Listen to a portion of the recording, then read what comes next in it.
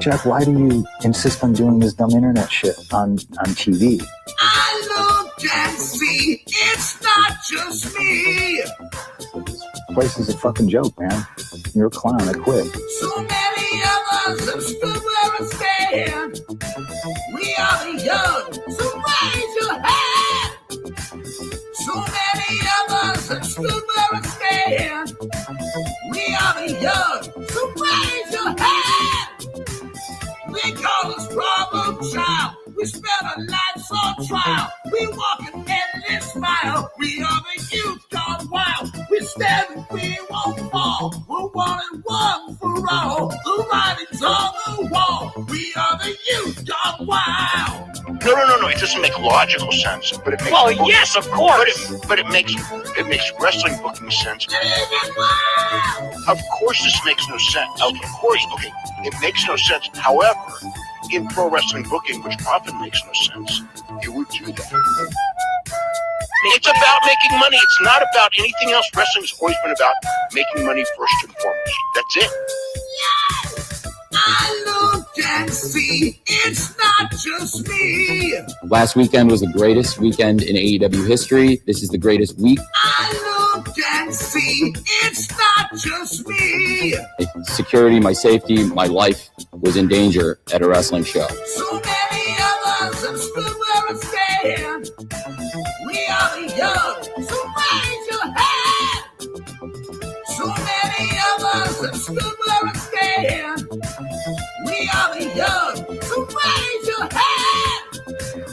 They call us problem child. We spend our lives on trial. We walk an endless mile. We are the youth gone wild. We stand and we won't fall. We're one and one for all. The writing's on the wall. We are the youth gone wild. They call us problem child. We spend our lives on trial. We walk an endless mile. We are the youth gone wild. We stand and we won't fall. We're one and one for all. The writing's on the wall. We are the youth gone wild. Living wild.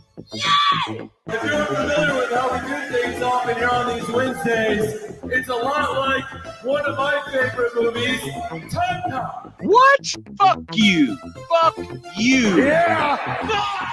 Damn it, God damn it. Yeah.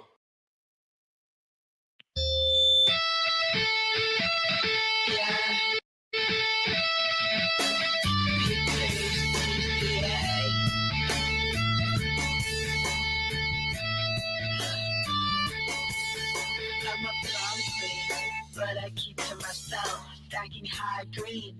You're in debt to your health, AARP. Ancient open my wealth, and my RP's getting dumber every day. Ha! Up in the gym, but I never need a witness. Tonic and gin, when I work it on my business. On Becca, on God, I'll make you wish you had this hot ride. On Becca, on God, I'll make you wish you had this hot ride. On Becca, on God, I'll make you wish you had this hot ride. On Becca, on God, I'll make you wish you had this hot ride. All natural, better give her sense. They say Blondie, how you getting those abs? Hey Bobby, let me call you a cab. Long legs, I'm a woman in STEM. My eggs, fertile, healthy and STEM. My traits, flowing free like the Thames. And my haters getting madder every day. I'm Becca, I'm God. I'll make you wish you had this hot ride. I'm Becca, I'm God. I'll make you wish you had this hot ride. I'm Becca, I'm God. I'll make you wish you had this hot ride. I'm Becca, I'm God. I'll make you wish you had this hot ride. I'm God.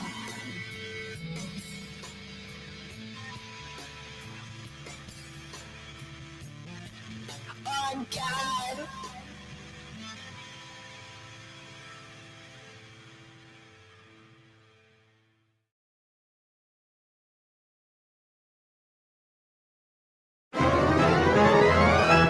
time for Jim Cornette's Right Through.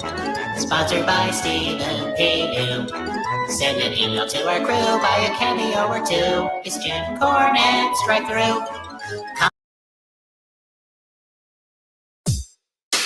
SDL. Two bad bitches, one hot track. B3CCA, bitch. Two bad bitches, one hot track. Hello, hello. It's that B3 flow. You said you know me? I think you don't. My friends are rich and you're looking hella broke. With Matt, I'm the real rough rider. Can't keep up, my arms must be tired. Slow-mo, super villain, Zack Snyder.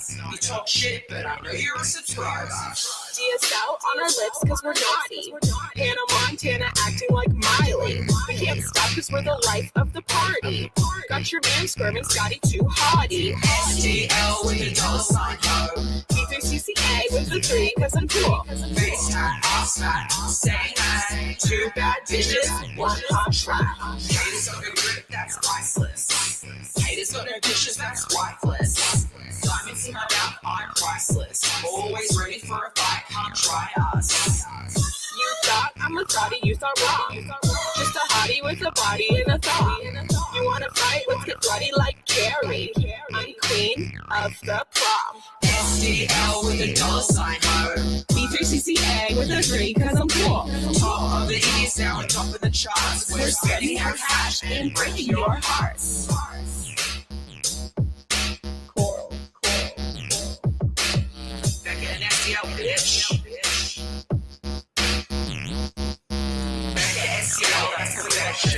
Me and Steph are the dream that's inception. Face tat, fat ass, big money, say two bad bitches, one hot track.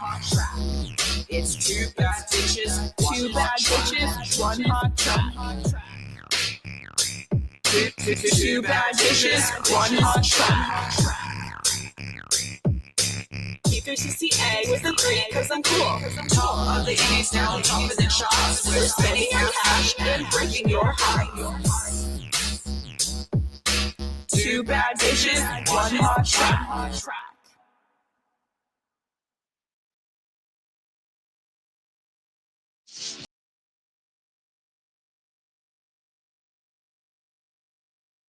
If I have to fold one more box, I'm gonna snap.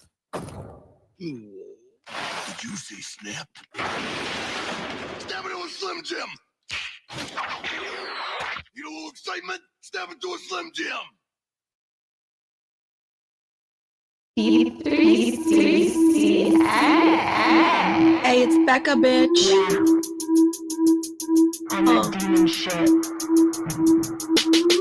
Face card, $1 million. Chasing down cops and robbers. You've been dodging me, I think that's really odd. You're a demon bitch, I'm a god. One punch and I knocked it out. One punch. What's up, PWT Universe? Are you guys ready for some amazing pro wrestling content tonight? One kick and you're on the ground. One kick. One kick and I knocked it out. She'll knock you out. Kid. I'm the queen of this shit, and you're just mid. You're just mid. What's happening, guys? Welcome to another eclectic edition of PWT Live Show. Yeah.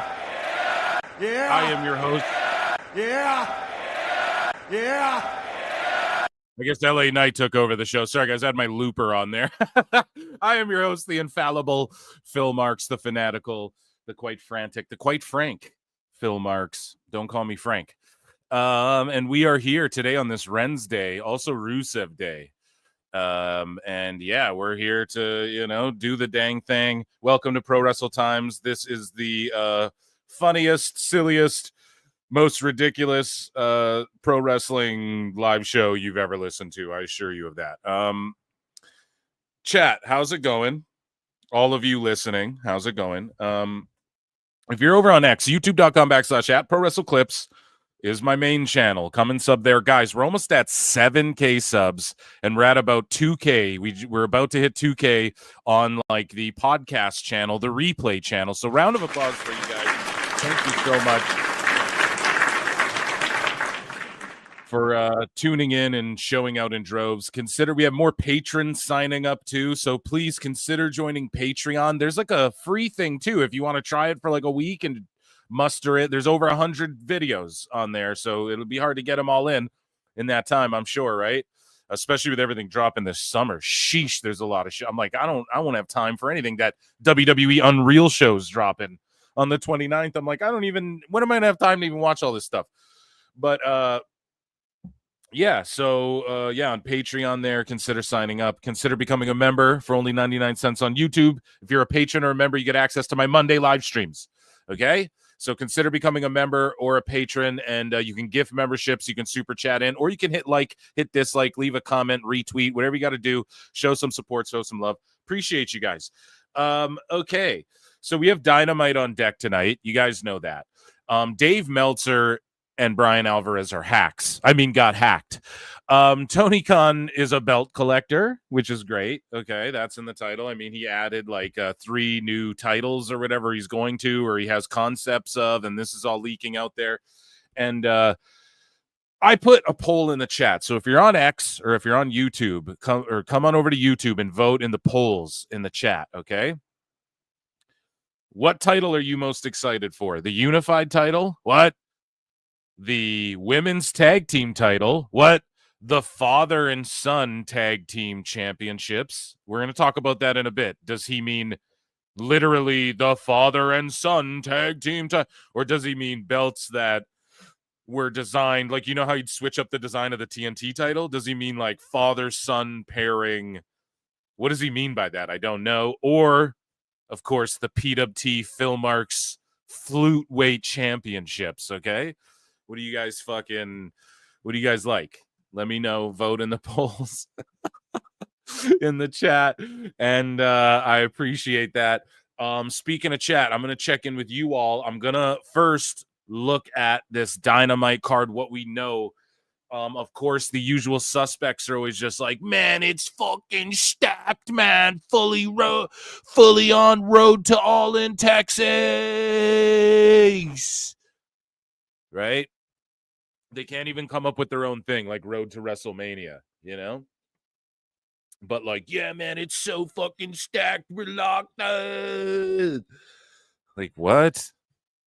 So Mark Briscoe, Roderick Strong, Bandito, and fucking Takeshita, 4-way for spot in the Casino Gauntlet at All In.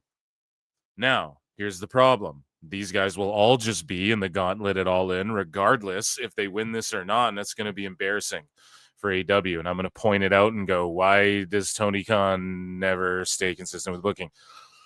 So a random 4-way, these are all guys that people hope are in the Casino Gauntlet as well. So why would you put it in people's minds that only one of them could be there? Because I'll tell you why. Tony Khan's going to throw that out the fucking window, and these guys are just going to all be in it anyways. So Mark Briscoe or Roderick Strong are there to eat a pin from Takeshita. Or Bandito, right? So 4-way for a spot in the Casino Gauntlet. You have, again, 4 people where it's like, well, we want all of them in the Gauntlet. And they all more than likely will still be in the Gauntlet. This is fucking terrible, last-minute, shoddy, rough booking, okay? But Willow Nightingale, Athena, so just getting handouts. Athena's getting scrap leftover handouts like Thunder Rosa now. It's fucking so sad. Thunder Rosa, speaking of which, and then Statlander. So again, like 4 people that nobody really wants to see lose and everyone wants to see get pushed forward. Tony's like, you'll all lose, you know, and then you'll all just be in the match anyway, so this was pointless. Yay, wrestling. So Kota Ibushi is taking on Trent Beretta. I just hope no one gets hurt, okay? That's my only concern. Like, Ibushi, don't get hurt. Period. Like, why didn't they just have him come back at All In and let the crowd pop? Or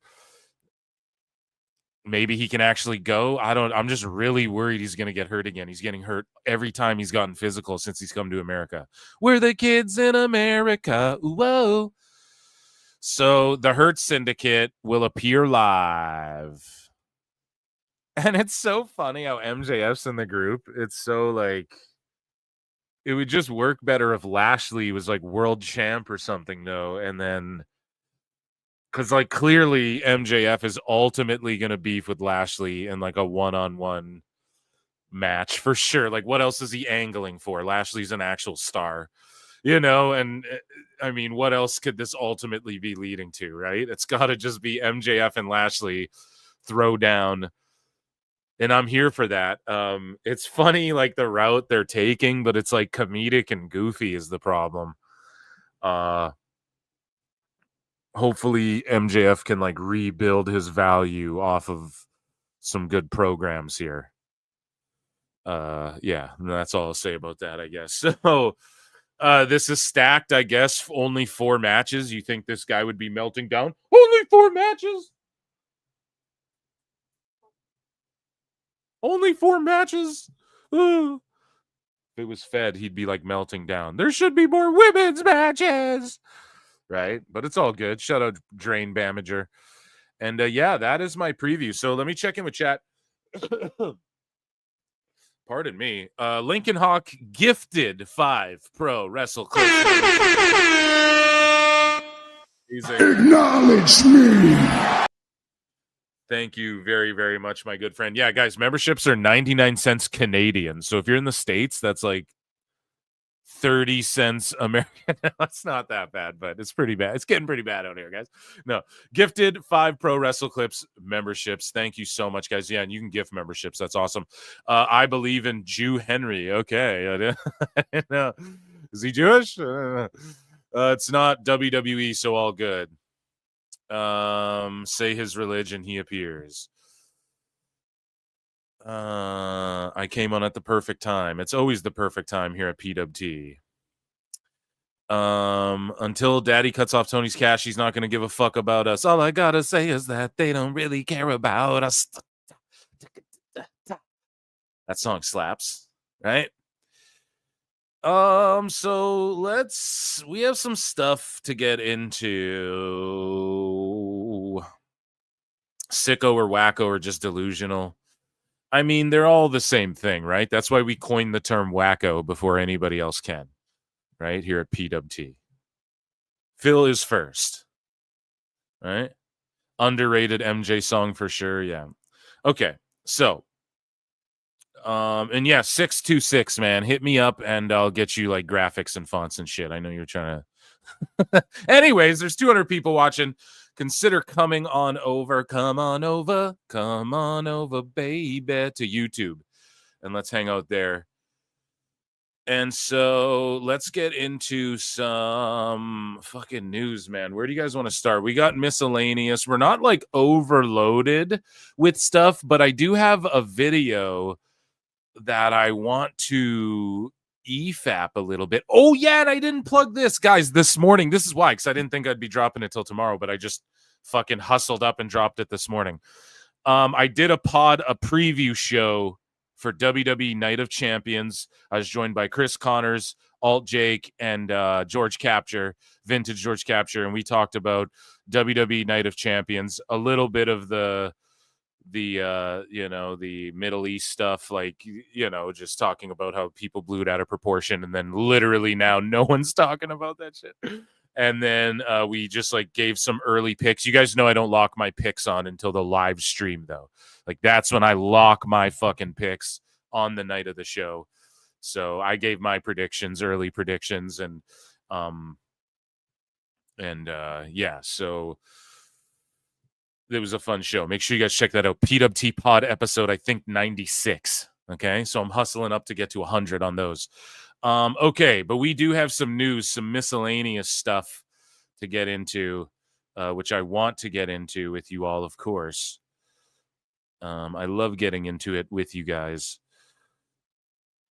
And I will play a banjo. Yeah, so we do have a healthy amount of miscellaneous news here, which is always interesting. And so, okay. One of our main stories, yeah, Ric Flair's apparently been pooping himself as well. So we gotta get into that, right? Okay, so let's head on over here to miscellaneous news and let's hit a banjo for miscellaneous news. So MLW dropped this. So tomorrow night, June 26th, they have Matt Riddle versus Kenta for the MLW World Title, which is awesome.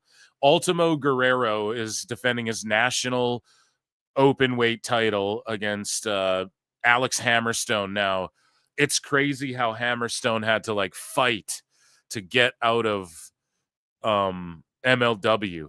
And also bear in mind the CMLL partnership with MLW. Okay, that's why Ultimo Guerrero and shit's on here. Everyone, they all want Mystico. Mystico's like blowing up right now, for real, you know. But Alex Hammerstone, he had to like escape, and then he was on NXT, and then Shawn Michaels didn't pick him up, and then he botched that move against Karrion Kross on that Chris Bay show that they let Kross do. And I think that's why Kross, they waited a little, like, there's still got to be discipline, guys. And I think that's why Hammerstone didn't get picked up. And he let his contract expire with TNA. And I don't think he wanted to be locked down there. I think he thought the prospect of WWE was like right there on the horizon. And they brought him in on that fucking NXT show. So why wouldn't it have been? But he botched that fucking move on Kross, and I just think that right there is a. I know it's not old Vince WWE, but you have to, like, why isn't Britt Baker? Or I guess her deal isn't up. Sorry, so that's not a good example, but yeah, it's just think of a name who's like someone skilled, I guess. I don't even know who's like left AEW recently. Who's skilled? Who's left there? I guess WWE scoops them all up. But yeah, just someone botchy, I guess. Like if Sammy Guevara got released from AEW tomorrow, I don't think WWE would be like, we need that kid to keep him away from AEW. I don't think they'd be like, bro, he's a botch machine, you know, he fucking hurts himself all the time. Just being honest, you know. So anyways, though, and I fucking love Hammerstone. He's not a botch machine, but that was bad, and like maybe that held Kross off too. They're like, whoa, dude. We let you do that show and you almost fucked yourself up. Like, we got to chill a bit. Maybe. Who knows, right? I'm just throwing theories out there because it's like, why Austin theory? Da-na-na. No, but why why are they waiting so long for the Kross stuff? I also believe a lot of, as I've said before, I think I said this on the Monday show, you got to remember like Orton, the Usos, Roman Reigns, The Rock even, I guess. He's more than likely done. John Cena, a bunch of these wrestlers, it's their farewell tours over the next 2-3 years here. Goldberg's farewell tour, they just don't promote it that way. Orton's got a year or two left in the tank, probably 2 Manias I'll give him. So, and the Usos and shit like that have made ungodly money and stuff. So just expect like once a couple of those people go away, Sami Zayn will capture a world title. Karrion Kross will start to finally get his push and maybe get shots at the world title and the WWE title, etc. But yeah, hopefully Hammerstone he's landed on his feet here in MLW is the point I'm getting at. And hopefully he can like making his way downtown, walking fat. Way too many song references this early in the show. Hopefully he can make his way to WWE main roster. Like I would just put him with Heyman in that faction or whatever. You know, you just need destroyers. Maybe even a faction like Hammerstone, Page, and fucking Ricky Saints or so. I know Saints and Page are like bitter rivals, but I could totally see them teaming up. It's like an Evolution thing. Like if that shit was an OVW, they'd be bitter rivals, but then they'd be put in a faction as soon as they got to the main roster or whatever. So anyways, though, enough of Hammerstone. Not enough of him. I love Hammerstone, but enough of that topic. Yuki Kamifuku versus Wakana Uehara for the Battle of Japanese Idols. What is that? Like a fucking cocktail? Oh, go. Los Depredadores in a world tag team title fight against randoms. Vacant. He gets the most work in the business. So Kushida versus Diego Hill. Shotzi arrives in MLW, and Anthony Green versus Brock Anderson, okay, who's developing there, doing his damn thing since leaving AEW, and that's way better for him to be an MLW, ROW, maybe make his way to the PC. And yeah, shout out this event that goes down tomorrow. I'm not getting paid to promote that shit. I'm just doing it because for the love of the game, folks. So Hiroshi Tanahashi, we went over his 10-point plan to make New Japan great again. And it does involve AEW. It does. He's really happy with their relationship and whatnot. So Tanahashi says he agreed with New Japan that he'd stop wrestling after 2 years when becoming the promotion's president. And he's about to have his like retirement match where he's done. And the company told me that if I became president, I would have 1 year left as a wrestler. However, I thought it would be difficult to convey my gratitude to all the fans of Japan in just 1 year. So I asked them to let me play for 2 years. The company told me they wanted me to be a proper professional president, looking after sales figures and personnel matters, and also negotiating with sponsors. Now I even chair meetings with my hair growing out like this. Tanahashi is currently on his retirement tour.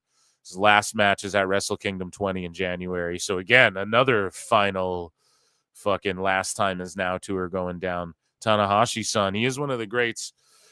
Here's a throwback clip of the WWF in 1995.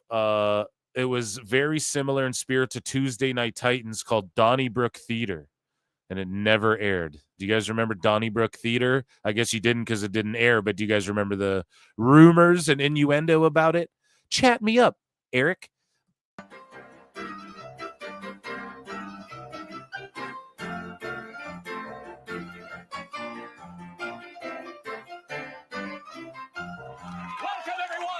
Someone in chat said we never got Tanahashi versus Cena. Bro, I know.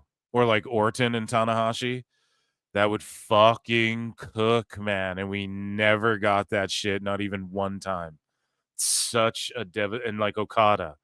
We'll never get that one Mania match that he fucking so desperately deserves for the body of work he put in before AEW. World premiere broadcast of Donnybrook Theater. Now you may be asking yourself, what is Donnybrook Theater?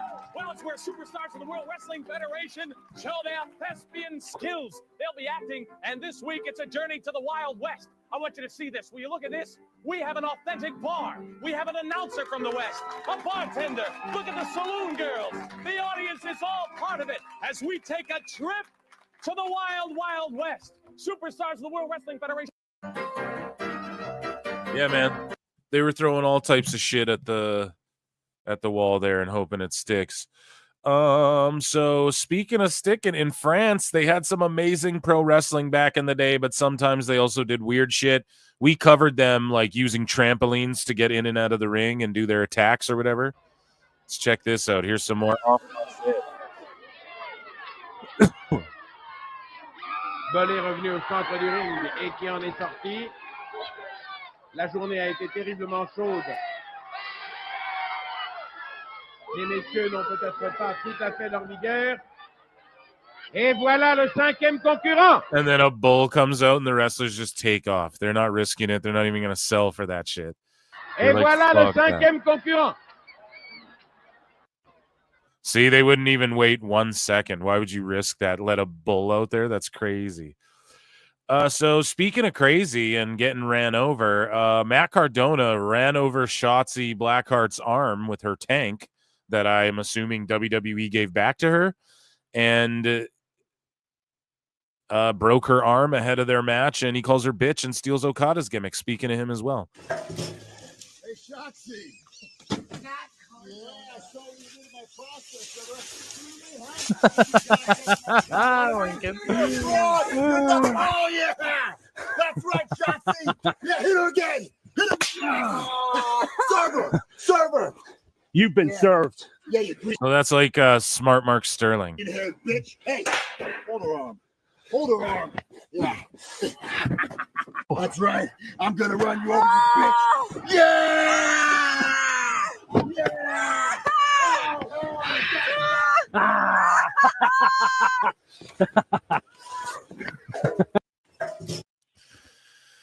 Crazy. That's two dudes, man. Due to a loss in the family, Don Fale, speaking in New Japan, who is also known as Bad Luck Fale, will be absent for the remainder of the New Japan Soul Series. Satoshi Kojima will take his place in the G4. Playing bout. Prayers up for Bad Luck Fale, Don Fale, and his family right now. He definitely needs it. Here is Elena Black saying that she is working with Downstate for a new entrance music, which is what you do when you leave the WWE for the Indies. And she's currently using Can You Feel My Heart by Bring Me the Horizon, and shout out Giga Chad Van Vliet. I was using Can You Feel My Heart for a while, but I am actually working on custom music right now with Downstate. So stay tuned for that. The theme song for this show is Downstate. Oh, is it? Yeah, okay, so cool. Welcome to the family. Thank you. I saw they made indies and I was like, that's sick. They're the best. Yeah. They've made so many good ones. Yeah, we haven't solidified anything yet, but will it be done for your first match? I don't think the first match, but that's fine because I want to use my Can You Feel My Heart, because I feel like that's what I ended with, so I want to start with that. I love the excitement that you have. I was using Can You Feel My Heart for a while, but I am. Can you feel the love tonight? So Hulk Hogan confirms a new $7 million venture opposite Iconic Arena. And basically this headline is saying that across from, I think, MSG or in New York, he is opening a bar like across the way. And I just don't know if opening a bar in New York is he has a successful one in Florida, but yeah, I don't know if that's the move right now. But yeah, shout out Hulk Hogan. He's invested $7 million as well. So that's what people are like. He's doing he's just invested $7 million in something he believes in. So maybe the people who open it are, I don't know. I mean, he has an opportunity. He's jumping at it. Maybe it is a good idea right across from the arena or whatever. Here's Becca, our girl Becca at B3CCA Forever with a 4. Says, I wasn't throwing shade at Deonna Purrazzo. I think she's awesome. I'm just saying, well, let's let her tell us.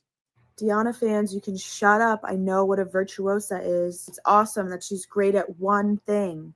I'm good at a bunch of things, including wrestling, singing, dancing, doing a backbend, doing the splits, doing a flip, poetry. So you can understand my confusion when a show is advertised as being fun and exciting and cool, and Deonna is announced first, who can only offer one thing when I can offer all of the things. That's what I'm confused about. And she can rap and sing. Facts. Deonna. Facts. So, Ric Flair has made headlines quite a bit recently. The other day I was like, oh, I hope he's all good with his skin cancer. And he was, a little viral. He went a little viral yesterday or maybe a few days ago with a professional athlete and these very attractive ladies, and they were surrounding them at a bar and they were fucking doing the Ric Flair walk and everyone's having a good time. And I was like, well, that's cool. Hopefully there's more of that than him yelling at like pizza boys or whatever. So, this Reddit post r/Tampa. Now, Reddit for the most part is r/tarded, in my opinion. And I don't know if you guys have seen in the news recently, there was like this YouTuber who she like saved foxes. And these Redditors like harassed her, and then she deleted herself, which is just tragic. And she had a husband and a kid and all this stuff, like a young kid. And it's just tragic. This woman literally had a YouTube where she saved animals, and people were like, oh, and it's on Reddit. Reddit's like, if you go on there, it is so bad. It is like one of the worst fucking social medias ever, but if it even, I don't even know if you can consider it social media, because it's just like, it's worse than any. People say Twitter's bad. I think it's worse on Reddit, or maybe they're like equal, just in different ways for what they offer. Either way, this isn't about Reddit. But yeah, r/Tampa, someone posts Ric Flair, says they post this. Honcho Poncho 824 says, does Ric Flair keep coming to your restaurant and shitting himself? I don't mean to laugh. He is an elderly man, but Jesus. So the man has shit himself like 6 times this year, drunk as fuck at bars and other restaurants. He gets thrown out of Water Street places all the time. anybody in the service industry having to deal with this shit too. Now, I would love to see what the responses are. Okay, 147 upvotes, 64 comments. Now, not all, again, like any place, like anything, not all Reddit is bad. Like, Reddit is good if you're like, how do you, like, when if you're looking for tips and tricks, or like if you want now anyone could come and just make up stories. Yeah, I'm a bartender and he whatever, right? And that's up to you to sort of discern, but it's good for people swapping stories in that. Now, I don't want to like embarrass Ric Flair. He's an elderly man and shit. If that's what he's doing though, Rick, it's time to pack it in. Like, at what point is the party over with? At what the party don't stop, right? Like, at what point is it fucking, can we chill? And I was putting him over. I was like, who doesn't want to be living the life like Ric Flair? You know, on Monday, I was saying that. And then this stuff comes out. And chat was like, when you're in your 80s. And I'm like, well, I wouldn't. But like, if that's what he wants to do and he's 80, who wouldn't want to be like living my best life? But like, if you're shitting yourself and stuff, dude, you know, we try to give you the benefit of the doubt. But like, this gives Ric Flair drip a whole new meaning, dog. So Metro booming in my draws, son.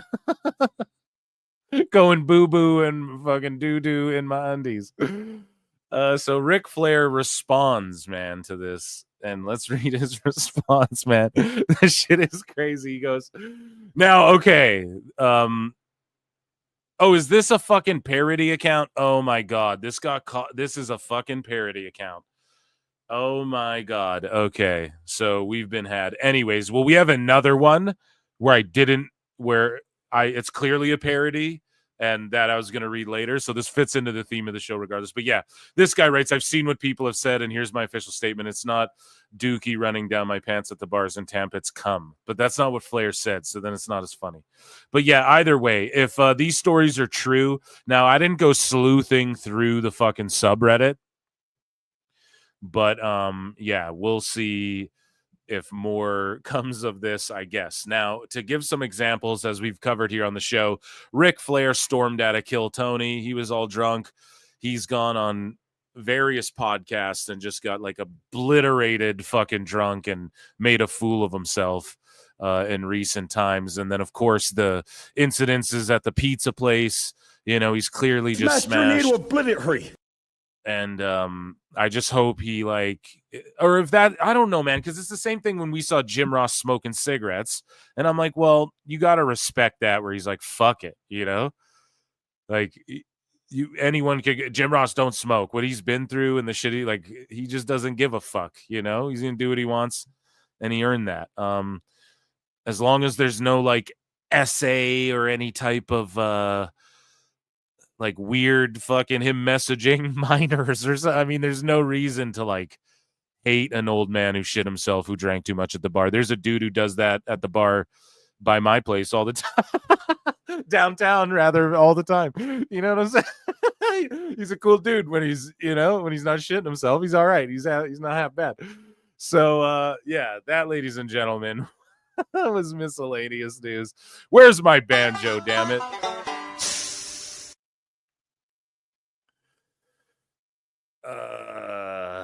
Yes, so that is funny. What else do we have on the docket tonight? We have some TNA news, I believe.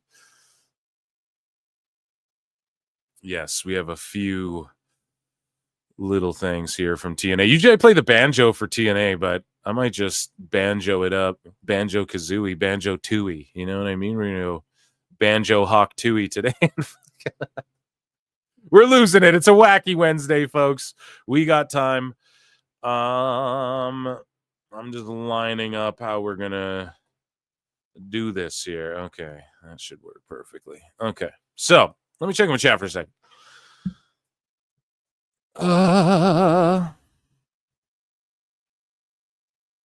Scatman can do it. You can poo. Scooby-Doo, wah, wah. Only 40 likes and you will hear Jericho, you fucking sickos. Phil talking about himself. Every bar has one. Yeah, it's me. It's me, damn it. It was me, Austin. Don't give 2 S's and an F. See that? I'm censoring myself. Smashed his pants to oblivion. I just wanted to believe so badly, like in Joe Hendry. Phil got worked. I got worked by that Ric Flair parody one. I definitely just bookmarked it on the Swift. You know, that's what I do. That's what I do. I don't like to watch ahead. I like to watch with you guys, right? And so I pulled a Meltzer there, but it was funny. But we have an obviously fake one. See, I caught a fake one today though that I was bringing to the show as a fake one that Awful posted earlier, but that has nothing to do with Ric Flair. It's in AEW news, so that'll be fun. So I'm actually pretty good, but I did get work. So you gotta be able to admit that Flair went from Space Mountain to Dookie Falls. Okay, let's get back. I want to get drunk now. Yeah, save it for the weekend, bro. Save it for the weekend. Well, unless you don't got shit to do tomorrow. Then you're a grown man, I'm assuming. Do what you want. And if you're not, get the fuck out of this chat. Just joking. Flair got his brown belt. Oh, he got his brown belt. Oh, go. Okay, let's hit another banjo because I just enjoy him. So exclusive, the Tommy Dreamer, Jazz, and Carlos Silva surprised Jada Stone and it's Mila Moore with TNA contracts after their match at TNA in Pittsburgh. So they got awarded these contracts. Now, TNA really loves flagging my shit. So. Lose, you win. On behalf of you, a contract. So they offer her a contract. Come over here. Again, on behalf of TNA's management, Jazz, myself, and this is Carlos, your new boss. Welcome both to the team. We're very proud. Thanks so much.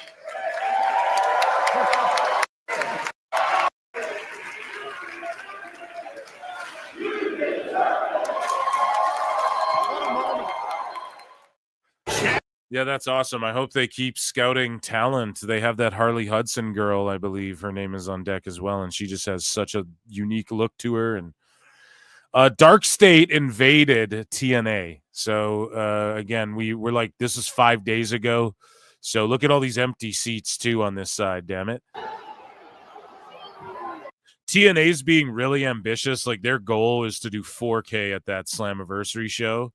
And they're like ambitious. They're going to do that. Like, I guess like the idea behind that fucking, like, I don't know. I saw a lady tweet this out. Like, I've been looking at people who like help promote, market them and shit. And basically, I guess like 4K is just their goal. They're just trying to cross that 4K, which would be huge for them. But it's possible they're pulling a Tony Khan. Like, hey, this is going to be a big show for us. And if we get to 8K tickets, like imagine if TNA just blew up overnight again, which that didn't happen, but they surpassed like 2 or 2,200 tickets or something. Maybe it's even more than that at this point, and I'm talking out of my ass. But yeah, someone check the tickets on Slammiversary, and I fucking am willing to bet there's going to be some people showing up that night just to pop the crowd and celebrate TNA and shit. And you want to be at that fucking show, man. So go. And hopefully they cross 4K. Again, though, a little ambitious with that building. And hopefully it doesn't make the show feel underwhelming, man. You know, like hopefully when Slammiversary hits, it doesn't feel like a Dynamite where it's just a bunch of people in an empty fucking building. And like, it seems, you know? I don't want that vibe. It's cooler when it's like packed to the rafters. Like it doesn't matter if it's 400 people or 4,000. When it's packed, it's like, whoa, you know. And that's think about every show you've been to as a fan as well. You remember the really big ones when they're fucking packed, right? You don't remember going to like a really big building that's empty. Like no one gives a shit unless it's the Roman Coliseum or something. That's some tourist shit. You know, you like when you go to an event, it's about like some of the best events any of you in chat have probably experienced or been a part of, or where there's just people piled on top of each other, fucking, you know, like that's what we want. So hopefully TNA didn't fuck up. you know, and I'm watching you, TNA, too. Don't just think shit's sweet now over here at PWT Universe because you're doing good work with WWE. Watching you, mother Carlos Silva, motherfucker. No. I think TNA's a better fucking suit for Dark State, and they powerbomb Cardona. Good for him. Speaking of Silva, they unveiled a new award given to stars with the honor of whatever. So we covered this before. This isn't the first one they gave out, but this is their Pittsburgh taping. So here's the new award they gave out. Let's see. It was given to the first ever one was given to Casey Navarro at their last tapings or whatever. We covered it on the show. Let's see who's the next recipient. Last time we wanted to talk about our TNA All-Star for this loop. But before we do that, we wanted to get a little something for everyone that is a TNA All-Star. And so I'd like to ask Casey, who is our first TNA All-Star, to come up and get our little... So Casey Navarro hands out the award because he won it before. So I'm just fat. TNA's ruthless on me when I play their shit. But I don't think this was televised. Look, they have good catering, it looks like, as well. There are actually a lot of all-stars, and we could probably give out 10 of these today. But we're gonna sort of stick to our guns, and we're gonna try and find someone that maybe just rose just a hair above everyone else. And last night we had a couple of things happen, and this person stepped in and sort of, when Hunter and Tommy needed someone, stepped up and got back in the ring a second time. And so, Zach. Lance Storm is there too. There's Wentz getting a good award there. Shout out to fucking Rascals. Let's go. And then this, I believe she gets one too, this lady here. So I like to do a special all-star today as an extra one for someone that always takes care of all of you, and that's Ingrid.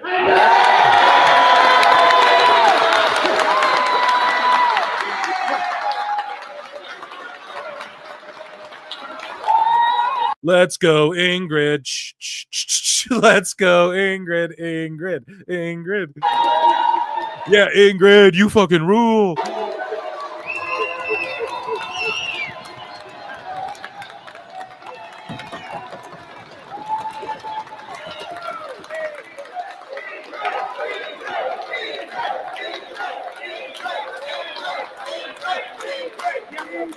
So, I mean, look at that locker room. And a lot of these dudes, a lot of them, they just show up like for the TV taping, but it's like a family. And it's so good that Scott D'Amore did help build that shit and get it back on track. And a lot of people were, you know, shook up when he left. But a lot of people were also saying, like, you know, I didn't really deal with him too much. You know, he came up with my shit, but I dealt with this and that. And so the transition was smooth. And it's just good to see they have a locker room that's just so much on the same page. Like, you don't see shit like this from AEW. That's all I'm saying. Right? It's like, don't tell me how big your dick is. Show me. You know what I'm saying? That's what the fuck is happening in AEW all the time. It's just, it's the best ever. It's the great. Not to make it about that, but it's like, where's this shit? This is this type of stuff I thought we'd have gotten, you know? Because at the time, everyone was uneasy in WWE and the locker room was chaotic and people are getting kicked off buses and who's there because of the, you know, because COVID, who's there, who refuses to get who's released, who's, you know, it was all this chaos where this guy's political stuff backstage is rubbing people the wrong way. These guy was released and brought back. Bray Wyatt's fucking, you know, it was so much turmoil. AEW comes in. You thought it was going to be like everybody singing Kumbaya and shit. Everyone giving out stars to each other. And instead it's just Meltzer stars, not fucking stars of appreciation that mean something, you know, that the whole company gets behind. And we understand the criteria of how Ingrid earned her star here, right? It's just Meltzer throwing fucking, I'll write this star down and this star down for you. You know what I mean? So it's kind of crazy. And again, not to make it about All Elite, but isn't this what we pictured? At least if you were a fan, like in the beginning, I was like, man, the Elite, they got a strong bond, the Bullet Club shit, they work with everyone. They brought Cody in from the Indies. They're not above da-da-da-da-da. Like, that was the mentality. And then we got the complete opposite. Now look at TNA, a place where everybody, not that long ago, everyone just goes there, I get a check. It's fucking Vince Russo, like people stooging each other. Corgan's funding shows, and then they're lying to him about him owning parts of the company. They're on fucking the Pop Channel or Destination America. There's people coming in, getting checks, going. Fucking people don't know if they're signed there or not. They're offering AJ less money. The locker rooms, what the fuck?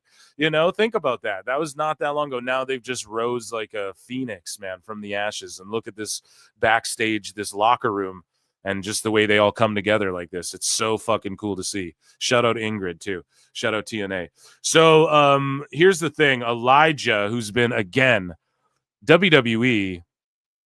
Well, maybe that was Elias's call. Maybe I don't know, and I'm just talking shit, and they gave him a choice. But you would think they'd just be like, bro, you can just be called Elias, like whatever, we just give us 10% of your shit. Or maybe he's like, no, I just want to be Elijah.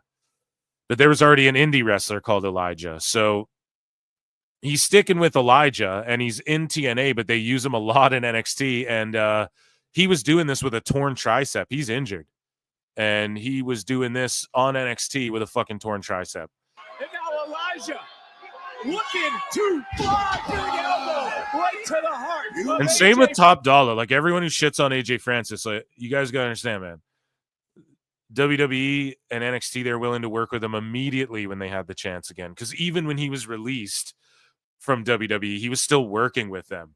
When he was released as a talent, he was still doing shit with them. So he's always been cool. And like, yeah, people, I don't know, Flop Dollar, whatever. I think he does amazing shit with Casey Navarro. They belong on NXT. Casey Navarro belongs on NXT. The whole First Class and them linking up with Trick, and then the shit he does on TNA, it's so good. He has been no misses in TNA. The only thing you could maybe shit on and laugh at was the shit he did with PCO. And honestly, like, he just did good business, and he still made the best of it because PCO and D'Amore and them were on their way out of TNA, and they saw the writing on the wall. So that's why he did that shit with PCO. And you could maybe shit on that, but not even really, And then when Rich Swann as well, think about this. To put AJ Francis over some more, think about this. Rich Swann, him and Rich Homie Swann were doing their thing. Swann got whatever happened, right, in his personal life. Hopefully he's doing all good. And then I thought, I was like, damn, that just fucked AJ Francis right there. No. After Swerve almost fucked them, you got to understand, Swerve like almost fucked Hit Row. Notice Ashanti, AJ Francis, and BFAB all have jobs in WWE. Right? Look at what Swerve says. We're the Lakers, or yeah, he's just kissing Tony's not all the fucking. I hate to be that guy, but I mean, I'm not the one who pointed it out. Other people pointed it out, pointed me in that direction. So if they're wrong, okay, talk to them. But all I'm saying is this. There's a reason for that, man. And yeah, AJ made it work by bringing Casey Navarro in and like salvaged and made First Class even better. Made it even better. So I don't know. Shout him out, and shout out Elijah, who's got a torn tricep doing fucking Ezekiel. That looked like an Ezekiel elbow drop. I'm not sure about that. He looked very Ezekiel-ish in this. Two fly, big elbow right to the heart of AJ Francis.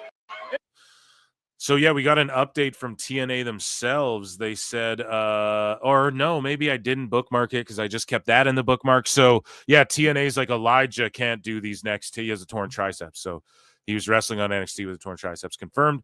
Breaking, this week's Impact will also simulcast Thursday, tomorrow, for free on YouTube around the world, excluding Canada. God damn it. No, they're a Canadian company. It's all fucking good, okay? This is for you guys out there. I get everything, all WWE on Netflix. I get all the good shit, okay? I get all the good shit, pal. You guys now get the good shit and can easily just go on YouTube. I get Saturday Night Main Event on YouTube, pal. So now you guys get to go on YouTube and enjoy TNA tomorrow. Go and watch it. It's a must-watch episode. They taped it. They say there's a match of the year contender. You have Santana versus AJ Francis in a street fight. You want to talk about over. Santana is fucking super over with the TNA crowd in general.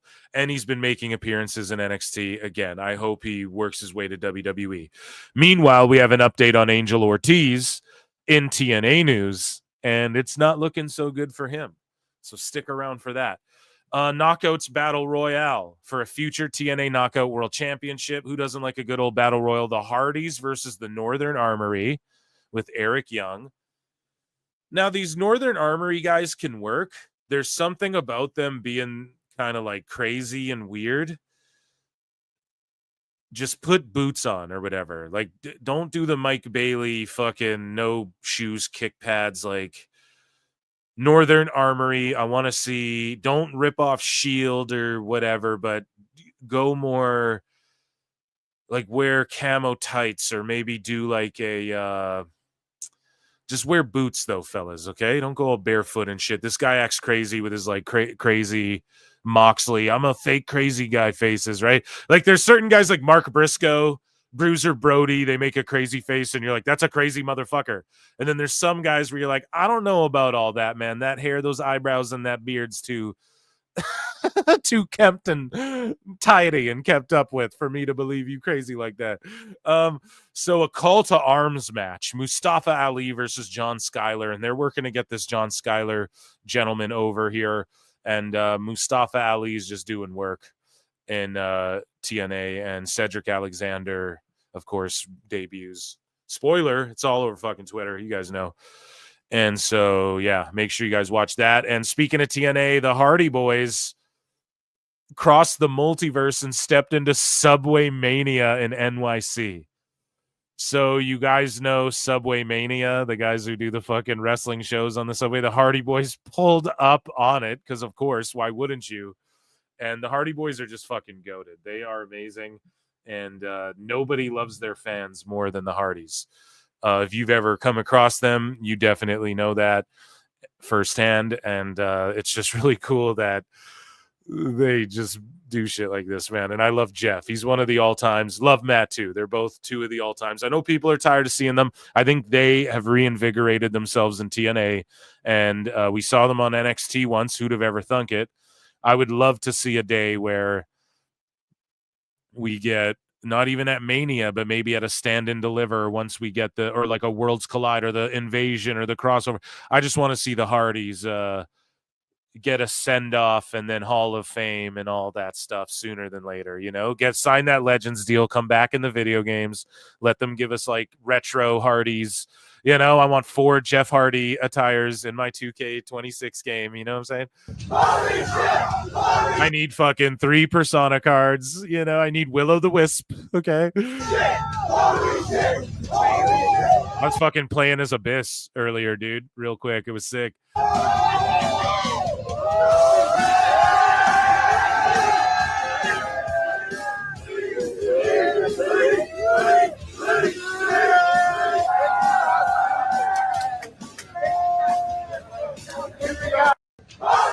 Fucking amazing. And that, ladies and gentlemen, was TNA News. As Dynamite starts, I need to get Dynamite on, actually. And I will share this tab here. And I will get Dynamite pulled up. And I will check in with chat. So how's it going? Are we cooking thus far? That was the intro to the show, ladies and gentlemen. That was just the beginning. That was the intro.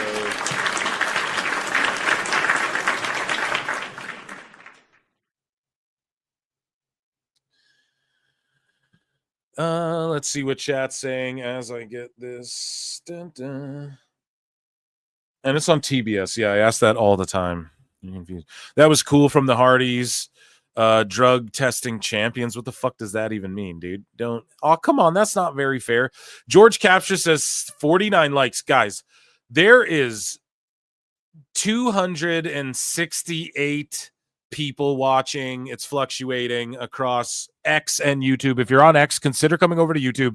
The link's right there. If not, that's fine. Just retweet it or hit like, hit the heart or whatever. Appreciate you. If you're on YouTube, run the likes up. youtube.com/@ProWrestleClips, or else Chris Jericho is going to do a run-in. He announced a new tour, and we actually have an update from the man himself if you guys want it. Right from the horse's mouth. Okay, TBS. Boom. And TBS, the Big Bang Station is what it should be called. Oh, the Bucks.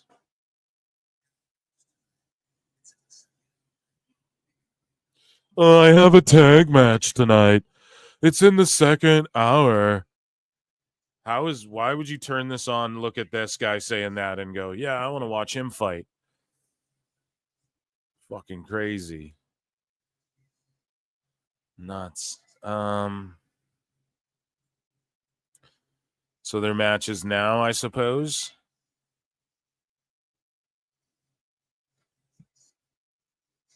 Yeah, Osprey's coming out. Do we even have a graphic for it? I don't even think we have a graphic for it. Doesn't really matter too much, ladies and gentlemen. Let's get an Ichi ni Sanda. All together now. This is going to be huge. This is great. This is ginormous AEW news. It's huge. All together now. Ichi ni Sanda, the great Antonio Inoki.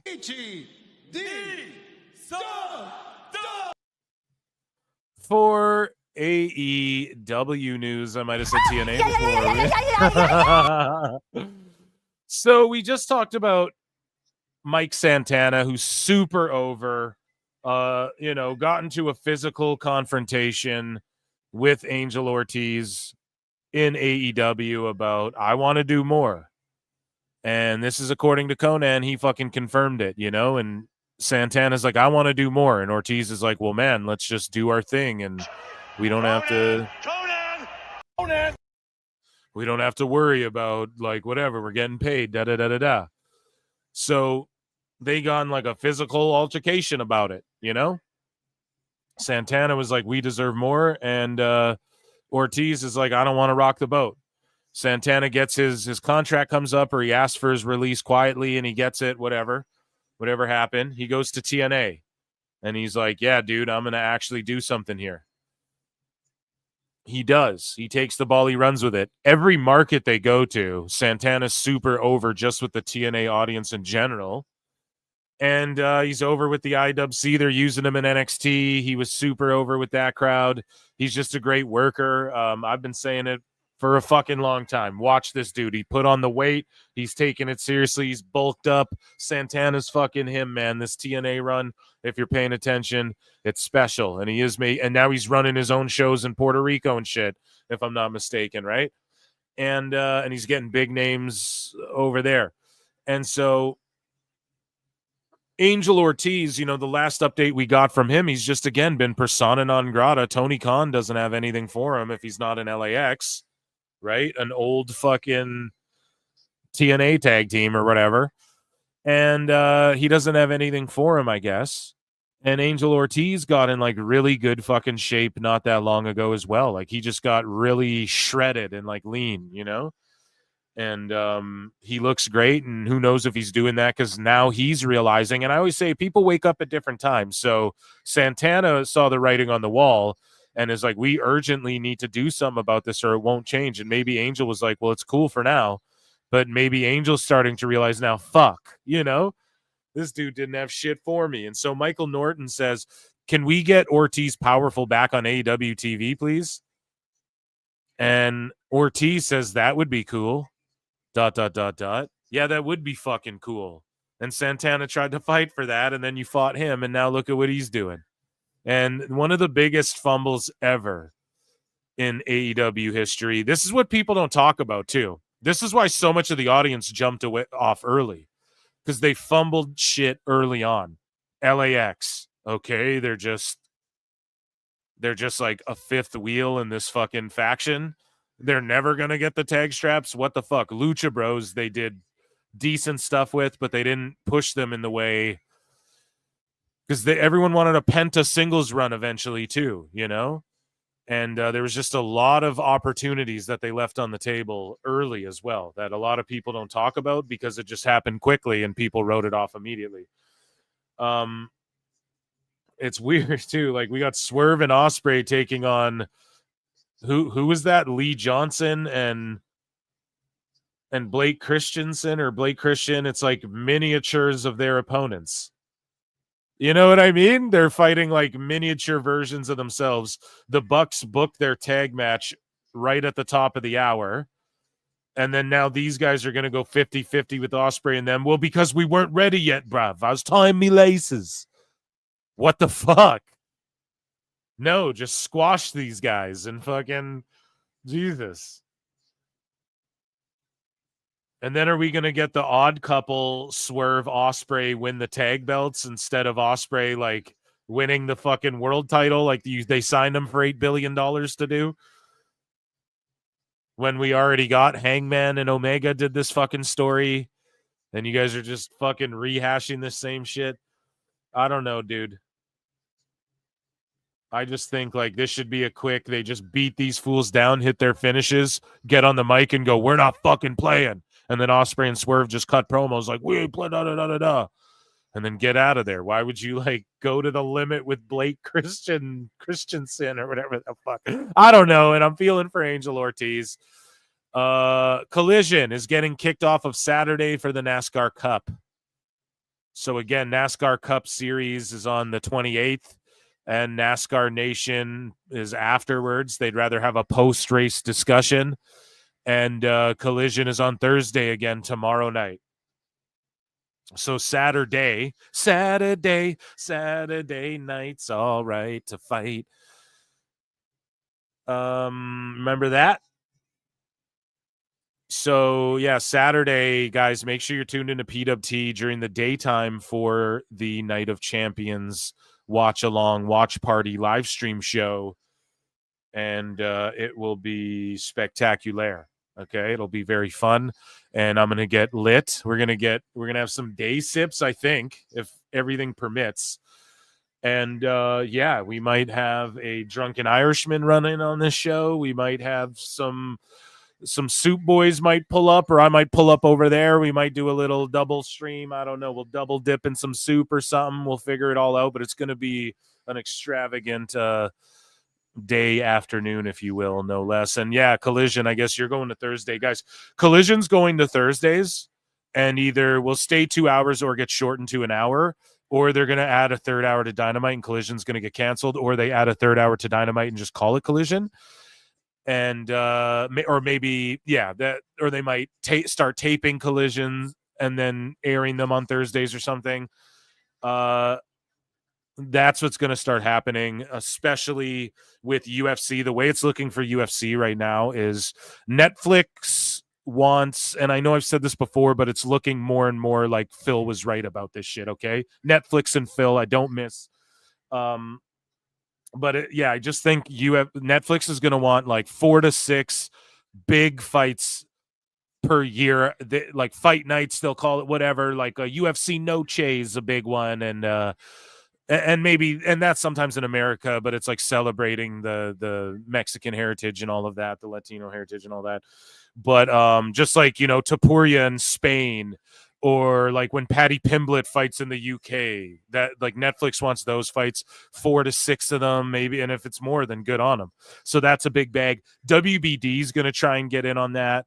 ESPN Plus might just, they might say, hey, we don't want these shitty Apex cards, and shut out Fight Oracle on X, because I saw him throwing this out there, and again, he's very savvy in this area, and he brought up a good, well, I mean, I brought this up on the show too, but just to back up what I've been saying, ESPN might go, hey, we don't want, or we'll take, we don't want Apex cards, but we'll take fucking Dana White's Contender Series and the Ultimate Fighter, and not the Ultimate Fighter, like no one watches that show, but I'm just throwing that out there. So there's another show called the Contender Series. It's really popular, and they might say, hey, just give us those live instead of like Apex fight nights or whatever. And then WBD might go, well, we want the Apex fight nights. We're desperate. You guys know what I'm saying? So the money TKO's about to bring in from this UFC deal, it's going to be insane. So Collision will be off Saturdays sooner or later. And again, I'm not celebrating that. If you guys go back in PWT, go back to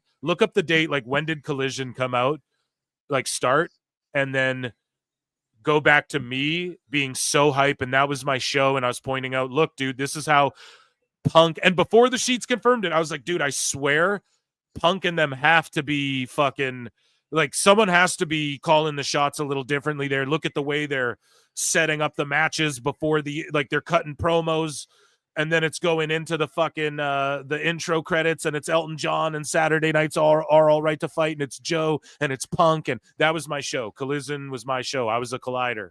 I was like, dude, this show's better than Dynamite. Let's go. Let's get Collision versus Dynamite and see. I was so amped. The possibilities were endless. And now it's just an afterthought, throwaway. I mean, they've been doing more story shit on it, but the problem is it's fucking dead. Now, they did pop a better rating, Collision did, based off their own merit and based off the fact, in my opinion, that they are starting to put some story shit from Dynamite. Like, you have to watch Collision now, or you're going to miss shit that's going on overall in the story. Now, I get it. The stories might not be good enough to keep you locked in and to watch all the stuff. I get it.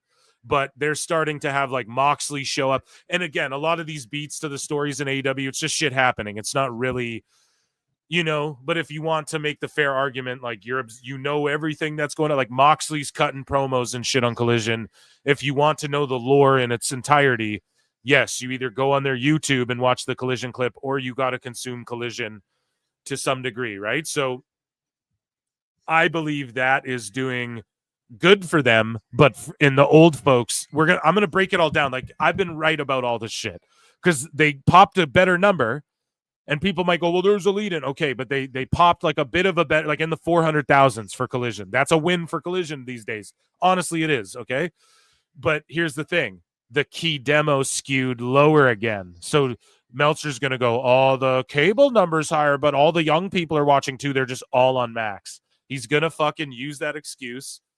Meanwhile, when the number's low, well, everyone's on Max. But then when the cable number's higher, but the key demo's shrinking, what it is that they're doing more sports entertainment-y stuff. And as I've said it before on this show, the AEW fans are like skewing older, and it's going to be those folks who just, you know what I mean? It's these people who a decade ago were really into the New Japan shit, and they were really into this concept 6 years ago now of fucking, and now they're like 40s, whatever, let's say late 30s, even maybe some of them in their 50s. And you're going to rope more people in by doing more story-based shit. It's just that simple. And the key demo, though, is going to shrink because the stories are bad and they're not hip. And that's why the key demo shrinking like it did. And the reason I'm able to claim this is because that's what we pointed out about WWE in the past. That's what Meltzer and all old people watched WWE before AEW was a thing, and WWE kind of fell off. Older people were watching it, and the younger key demo was falling off more and more and more, and they were going towards UFC. So we can point to that same thing happening in AEW. Why? Because it's just not good storytelling and booking and shit. Period. Point blank. The creative's bad. However, you are doing more story-based shit, and let's be honest, the storytelling's bad in like a lot of these fucking what are these shows called? Soap operas and whatnot, and these shows that older folks will watch as well. Like WWE, it's just sort of something for older folks to put on. Like when all you're doing is watching shit all day, then that's what the fuck, you're just going to put some shit on. You don't want to think about anything. And it's just like every storyline in every soap opera has been done a million times, right? But there's still old ladies and, older people who watch these same like shitty investigative shows or whatever, like NCIS and all this shit's been on forever. Law and Order's been on for 10 light years, There's a reason for that. And yeah, I hope I made that point, and we have the numbers to back up what your boy Philly's been saying for fucking ever, chat. But anyways, that's a long rant on Collision getting moved there, longer than this match should have been. Buddy Matthews confirms, he says that his ankle's not recovering as well as he thought it would be. There's no mobility to it. If I can't have mobility, I can't move properly. Once it hits 3 months without healing, it becomes chronic. I thought I'd be back in the ring by April. So do you guys remember how he hurt his fucking ankle? That janky ass ring that they tried to say wasn't a janky fucking ring. The best guy is Tony Khan. Well, AEW doesn't use 20 by 20. They use 18 by 18 rings. Okay, so then it was a 16 by 16 because it looks smaller than their normal ring. And if they use an 18 by 18 for all their Dynamites, then and not a 20 by 20 like WWE, then that was a 16 by 16 and it was janky, like Awful pointed out. Okay. And this motherfucker rolled his ankle on that shit and has not recovered since. It's literally boils down to that.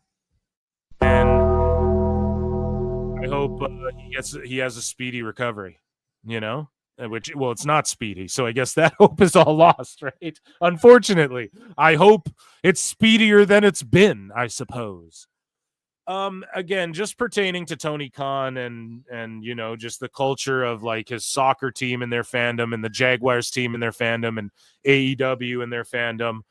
ESPN article grades NFL teams on how they treat players' families. Guess who got an F?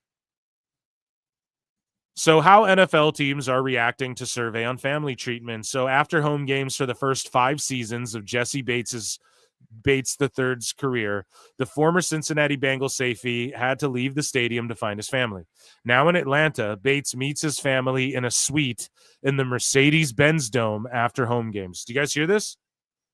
So she's just highlighting, here's an example. For the first 5 seasons of Jesse Bates' career, when he was on the Bengals in Cincy, he had to leave the stadium and go find his family. Hey, where are you guys? I'm in the parking lot. Or, hey, meet me out back by the dumpsters, He goes to Atlanta, and shout out the Falcons. Okay, that's my team.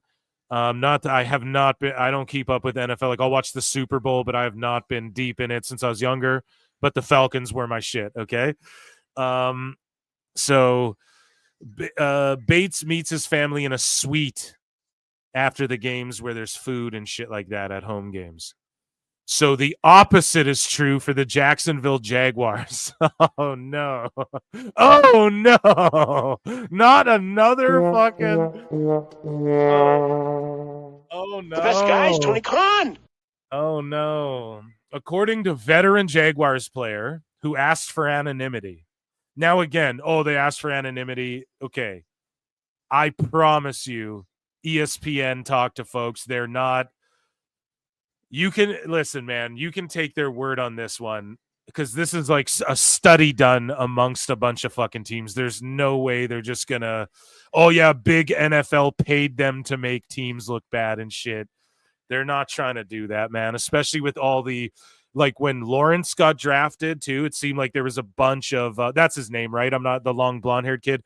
There was so much like artificial hype sort of around Jacksonville too. The NFL doesn't want shit like this, right? The CTE thing, they tried to bury that. They don't want this out there. All these teams are going to straighten up after this. So listen, according to a veteran Jaguars player who asked for anonymity, Jacksonville scored an F for treatment of families on the report card, which was the second lowest grade. In Detroit, you have to shoot your way out of the building. They hand your kid a gun. No, but like, how do you score lower than an F minus? Jesus. I know we're supposed to be the ones to tell our family certain things, but when there's 30 other things that us as players have to worry about, and then we all tell our family information at the last minute, things can get miscommunicated in the information.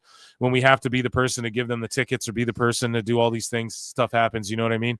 I want to make sure that my family's okay so I don't have to worry about them. These security guards ain't letting my damn wife in. Yeah. Like, they don't give a fuck, man. I've got to worry about that, or we've got to call a team rep to handle this. It shouldn't happen. Family should be already taken care of. Oh, well, we're a family here in AEW. Well, I'm in Mexico for CMLL, and when I get back, I promise I'll draft a 7th round pick who got cut from the Lions and we'll pick him up. Jesus Christ, man. Yeah, they scored an F, I guess. One of the teams that scored an F for family. F is for fuck yo family. F is for fuck them. Right? Oh, shit, man. Poor people don't like AEW. So, EC3 has explained the biggest problem which stops AEW from becoming so successful, comparing the two companies. WWE, of course. So EC3 says, I think AEW has this issue where like they sign a young person and they throw them on TV. There's no trial and error. There's no room for improvement. It's always what's expected out of a TV match based on that style. And I don't know how they can bring about prospects to increase their value. WWE at least has the NXT system where they're kind of running loops a little bit. Exactly. You have to establish people. You have to get them on the road. You have to see how they react, before you just throw them on a cat. It's just craziness. It's madness. Everyone's pointing it out. They don't develop young talent. So it's just no longer a fucking myth that anybody can try and debunk. Let me check in with chat here. F1 WGP7 for 2 says Observer got hacked because Dave's PW is Osprey 69. Osprey 69 me. You forgot the exclamation mark. Stupid idiot. Osprey 69. How do you write? Brian, how do you spell Osprey? Oh my God. Rabid Wolverines LC Killer 17 for 2 says NASCAR is more over than AEW Collision. Well, yeah. Yeah, it is. The fucking post show. Why do they put AEW on after the NBA finals and all that shit? And that because people are going to switch that shit off. Not even the finals either, but like they know people are just going to switch that shit off. Or they're just going to leave their TVs on. It's like, whatever, just throw whatever after this. Like we popped the huge rating. It's going to bleed over. It's a success. They're not looking for like after this huge success, how can we keep it going till midnight? They don't care about that. So it's just a bonus for them, but it happens, whatever. They leave on. NASCAR is going to draw more shit or they wouldn't make Collision move, or it just makes no difference to them. It makes no difference to me. Thomas Moore for 2 says Collision is going to be AEW's main event. I mean, yeah, and they should just. I just think Collision and Rampage are a colossal, and then Dark and Dark Elevation being gone are just 4 colossal failures. Just get rid of Collision, start a YouTube show, leave Dynamite 2 hours. If you're going to get an hour-long show, do a show where you recap and highlight indie shit for an hour on TV and have Shivani hosting it like this week in All Elite Wrestling from around the world, Here's fucking Michael Oku prospect that we like, check out this guy, and then you plant seeds and CMLL, fucking Mystico, whatever the fuck. You start building it up that way. Thank you. George Capture for 10 says, explain to me how AEW makes a deal with Max for their pay-per-views when Max have never done pay-per-views and don't seem in a hurry to start. What gives here? What gives over A? Explain to me how AEW makes a deal with Max for their pay-per-views when Max have never done pay-per-views and don't seem in a hurry to start. What gives here?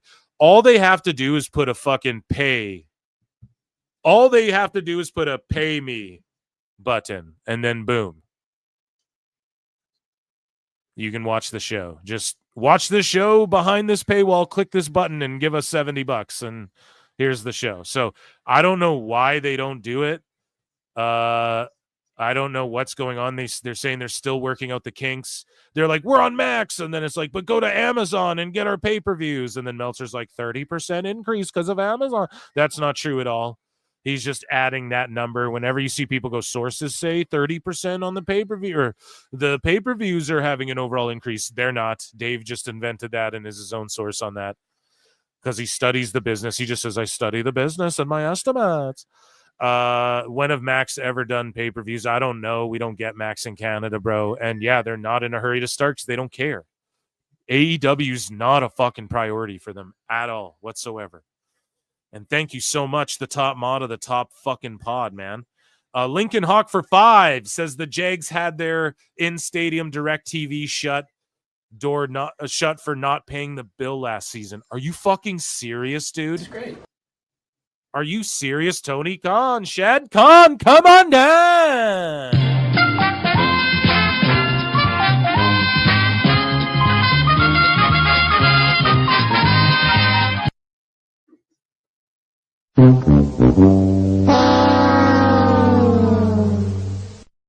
They had their fucking direct TV shut for not paying the bill. How did I miss that? Did we cover it on the show and I pooped it out of my brain chat?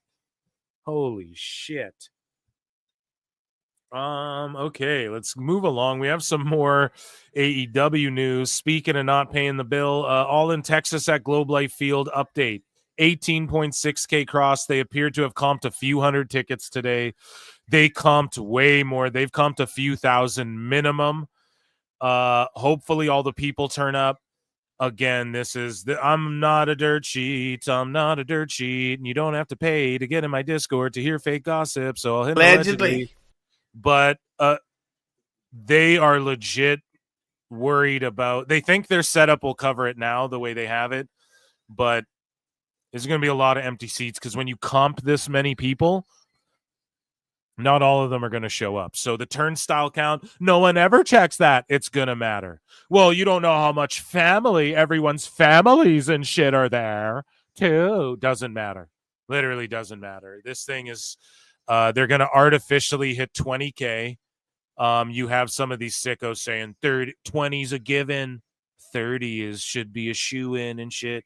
And again, they're just trying really hard. It doesn't matter when you comp this much tickets. Hey, PWT, I'm going to rent out a venue and buy 500 tickets and hand them out to all you, and you all come. Oh, we drew 500 for PWT. Like, that is the worst shit ever. When I was younger and I had done some promoting of this and that, I would tell people, like, don't be like, who wants free shit? Because everyone will cheer for that. You want to get people to embrace you for you.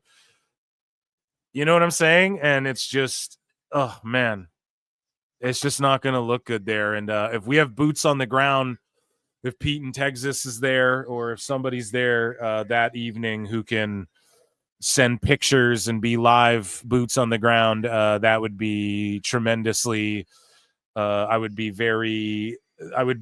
tremendously thanked on my end, or I would be very grateful for that, is what I'm getting at. Sorry, I'm just watching a Bushi and Trent tie up, as you guys always can tell when I get distracted. I start Meltzering out. I'm just locked in. We got Aubrey in there as well, so I'm like, okay, this is interesting. I just don't want to see like Ibushi get hurt. I want to see he was fucking phenomenal back in the Nuge days, man, when they were on fire, and I was a big mark for this guy. And in the Cruiserweight Classic, if you guys saw his work there, fuck, man. And he had a couple matches in NXT, turned NXT down to see, that was dumb. I was just kind of looking away, but he looks good. Like, he's bumping well. He looks on point, and hopefully his like knee or foot doesn't fall off or whatever. Especially before All In, if they're trying to like establish him to get him in a match or something before All In. Which I'm grateful that they didn't just announce something and they have him at least working Trent. But I thought Trent retired or whatever too, so we'll see, guys. Okay, so yeah, shout out Globe Life Field, shout out AEW. I'm not going to shit on that show. I'm going to try and etch-a-sketch my brain and restart fresh with All in Texas. We're going to try and watch that show, go head-to-head with WWE, honestly compare, and then try and like give them a whole new chance. Right? Yeah, I would like that. Thank you, Phil Marks. Maybe I'll come do your show. I do podcasts with even less subs. But I won't do yours. But maybe I will. Just don't ask me about Big Swole or anything. Haha.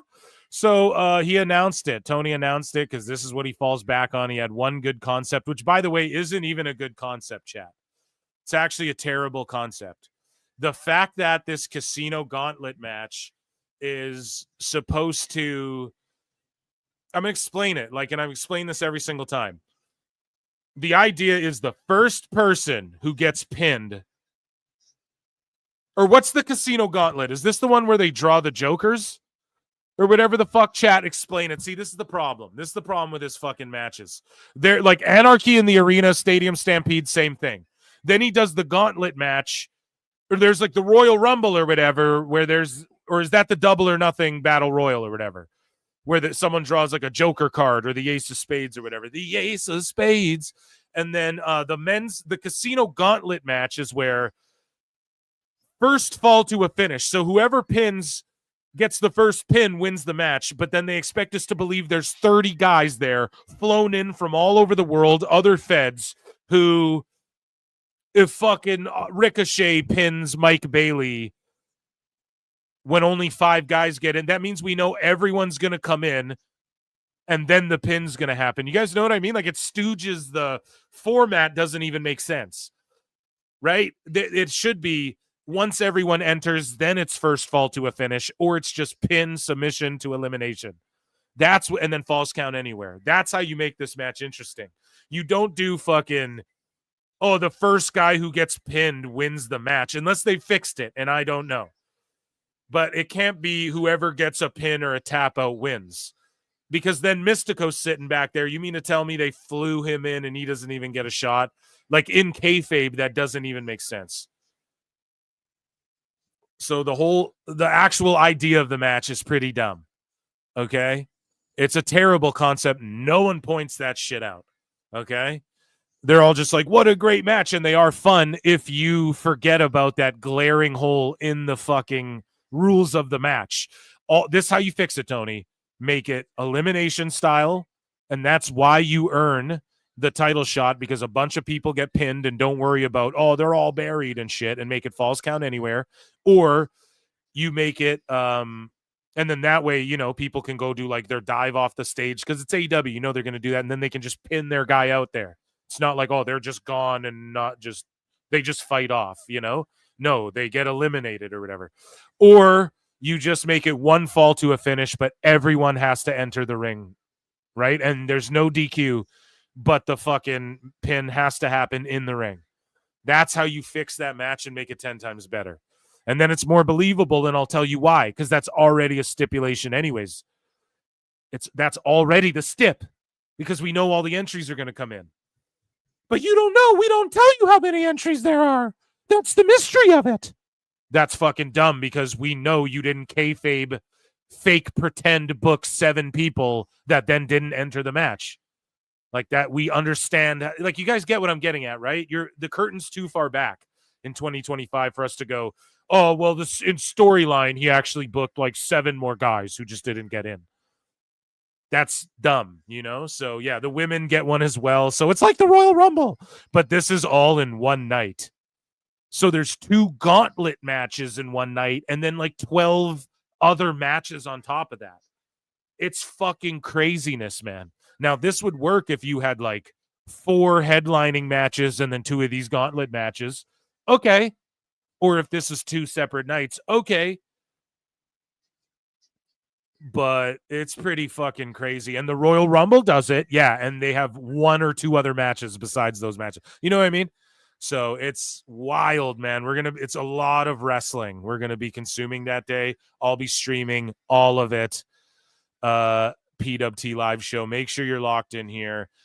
So Sydney Akeem, the former Reggie, the former Scripps, says, if we are talking about entertaining, then put me on your television show, because I'm guaranteed to drop jaws. Tony Khan, it's time. And so he showed up in TNA randomly, was in a X Division match. He was in the Ultimate X match. He didn't sign there. He's not with WWE or anything like that. But now he's tagging Tony Khan and saying it's time. And I think he thought Tony was going to scoop him and push him to the moon because of this crazy acrobatic shit. Because everybody knows. The boys all know what Tony likes. That's why they do this style. Now, I won't lie. Ibushi didn't look half bad either. And Trent, I don't care what anyone says. He is a good pro wrestler. Okay, I get it. If you don't like Chuck Taylor and shit, that's fine. But Trent has always been solid. And a guy that if he didn't want to do all that goofy shit for so long, they could have seriously pushed him in AEW as well. Especially with a name like Trent Beretta. I mean, come on. but they like had his mom driving him to the, it's like, you couldn't be any fucking, you couldn't have shit on this guy's career anymore. Anyways, though, speaking of getting their career shitted on, Sydney Akeem has not been shit on yet, but I think you're entering that territory when you're tagging Tony Khan begging. And I love Sydney Akeem. I've played his highlights on this show multiple times for a reason, because he does this flippy shit. But he's like a legit high-level Cirque du Soleil guy who is trained properly in NXT, and it works, you know? Just watch some of this crazy shit. Fuck a mother, because I'm down for my... I can't sing that one. I ride for my... Right? I can't sing that one, chat. But you guys know what it is.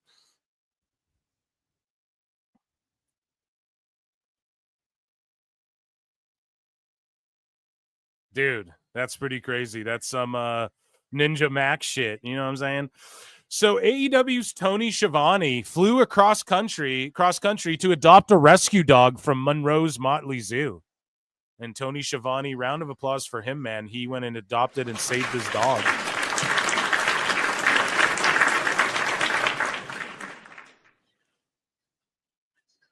And that's good for him, man. A good dude. I know people clown Schiavone now for his work. That's one thing, but he's a good dude, you know? I don't know him, but from all accounts, any shoot interviews, anytime anyone's talked about him, it's not like he's a raging piece of shit. Tony pays him well, and he goes to bat for his guys. You can't blame him for that. AEW reportedly created father and son tag team titles a year ago. Come on now, Eric. What? You fucking mark! So, original plans would have seen father and son teams, including Christian and Nick Wayne. So, they're not even really a father and son, A. Who else could challenge Billy Gunn, who's going back to WWE, and the Gunn boys who you don't use? Are Dustin Rhodes' kids? This is what I mean. Tony Khan has trios titles. He doesn't have a fucking trios division. He goes, oh, father-sons. Yeah, let's have father-sons tag teams. It'll be the first of its kind. Why? Because he's trying to artificially, he goes, well, Dominic and Rey Mysterio are the first father-son combo to hold the tag belts together in history or whatever. Or like there was others before, but like in WWE. So for me, I'll have titles for father and sons or whatever. I swear that's how he comes up with this shit. I swear, man. It's so bad. God, thank God he didn't do this. And if Body Slam's lying, shame on them. But you know, Tony's like, we have lots of belts in the office. We just haven't unveiled. Original plans, yeah, would have seen father-son teams. Who are the other ones? Name another one. It's so fucking bad. Yuta and Moxley. Bring your kid to work day. Jesus, man. Fucking so bad. It's just, he has such bad creativity. You know, intergender tag titles are a better idea than father-son tag titles, Tony. That's how much you hate women's wrestling, bro. Oh my God. Well, here's another men's tag division. He has an ROH tag division, no division. He has AEW tag titles, no division. He has trios titles, no division. 6-man titles, no divisions. Can't name more than 4 6-mans. Has 2 divisions. A father-son division.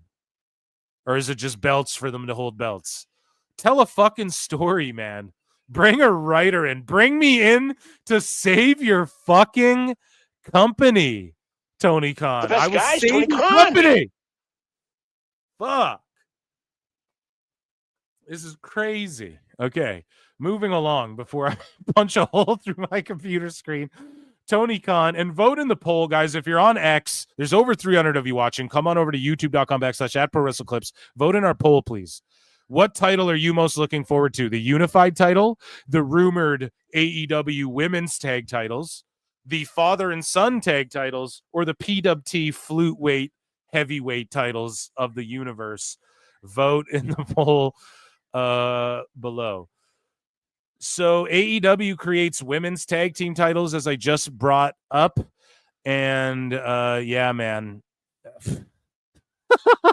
So who? So you're gonna give him to Ty J, and then who's your other team? Fuck, bro. He's getting desperate. It's battle royals, tournaments, casino gauntlets, and fucking belts. That's all he's got in his chamber. He has literally nothing else.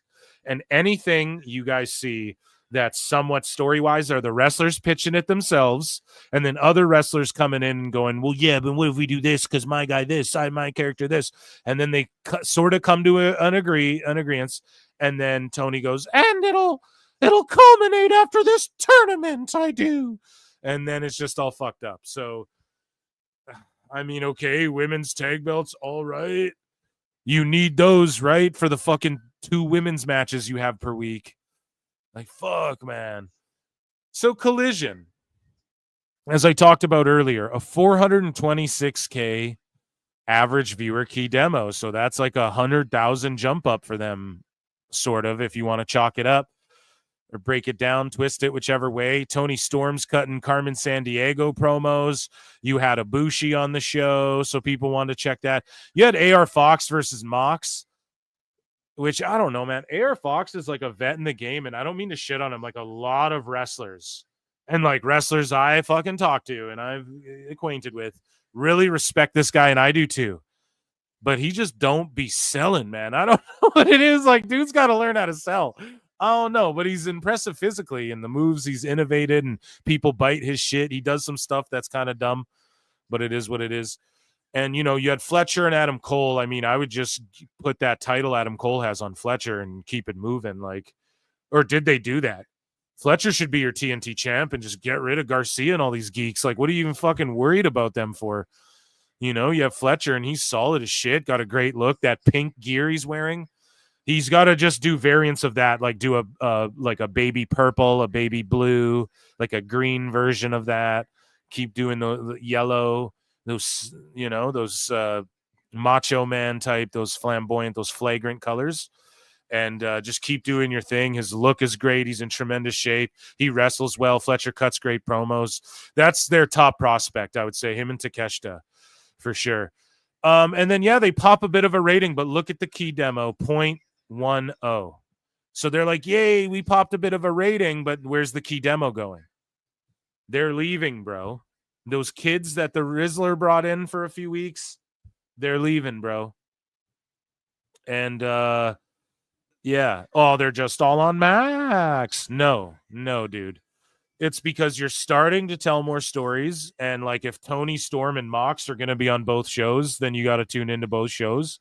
And if you're like, Ibushi's here and he's saving Omega, and then you got to tune into the other show, then that's what people are doing. But it's starting to skew older.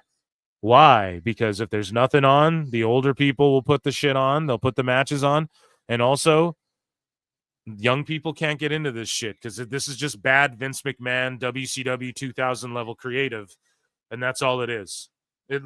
Vince had to usher in the Ruthless Aggression era after all that shit because he botched the Invasion. And it was just old man. Yeah, we're old man, cool biker dudes, Jack. And it's like, all right, that's... no one cares anymore, right? It's like, we don't give a fuck about that shit. Is stupid, you know.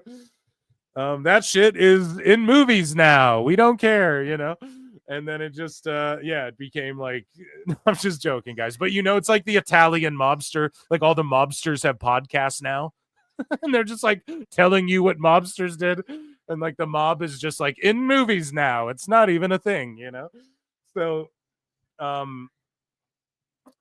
yeah, it's just skewing older because of those reasons, you know, that I laid out before. And I just think that, and we've been calling it out for a long while, you know, AEW is just going to skew older with the bad creative. It's the WCW 2000.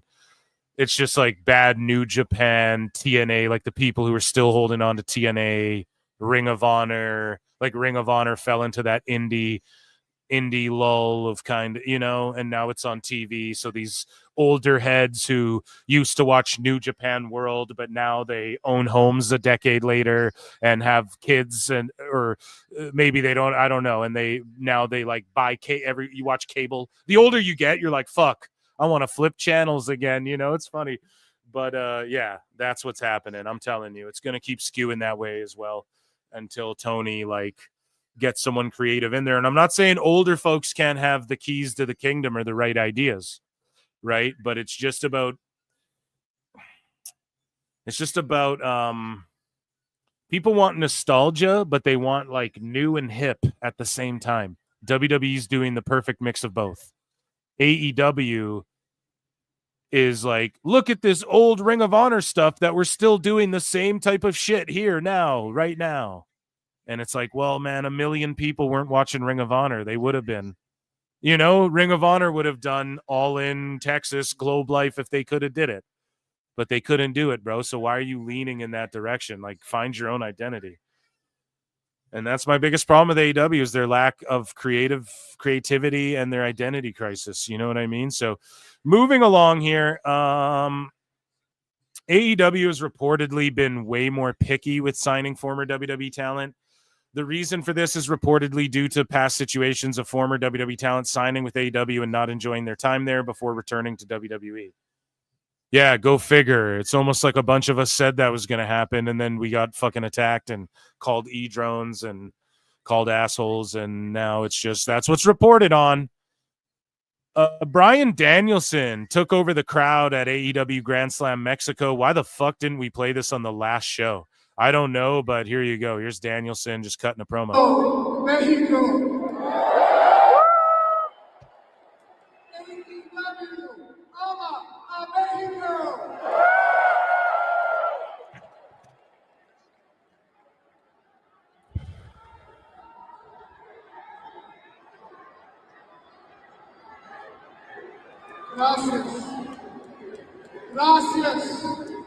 Gracias por darle la bienvenida a AEW ROH a la Arena México.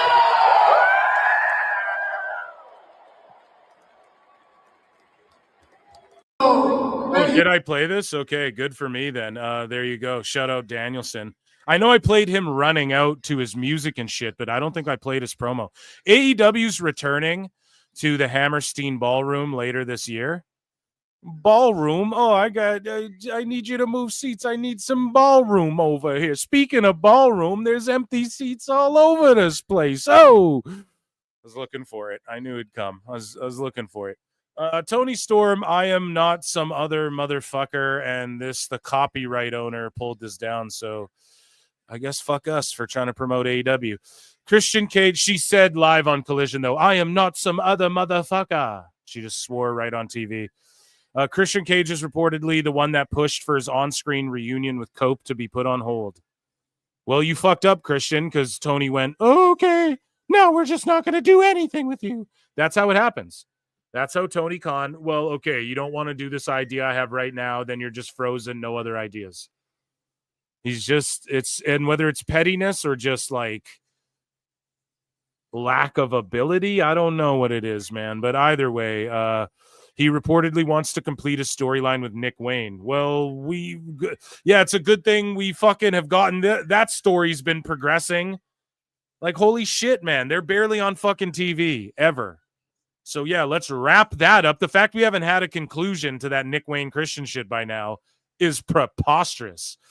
That's the thing too. Tony puts shit in motion, and then a year later, he's like, "Oh, they're broken up now," and then expect people to be invested in that. It's fucking preposterous, man.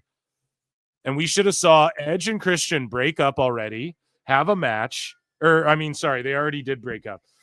They should have had matches with each other, unified already, and unbroken up with each other, and then had a tag team title run already. Going into this All In, it should be title for career or whatever, their titles and careers on the line or some shit. And then they both ride off into the sunset. They should already be having a tag team title run, putting fucking, respect on those titles, like, and adding prestige to them and taking out all the tag teams and barely scraping through as like the old veteran team.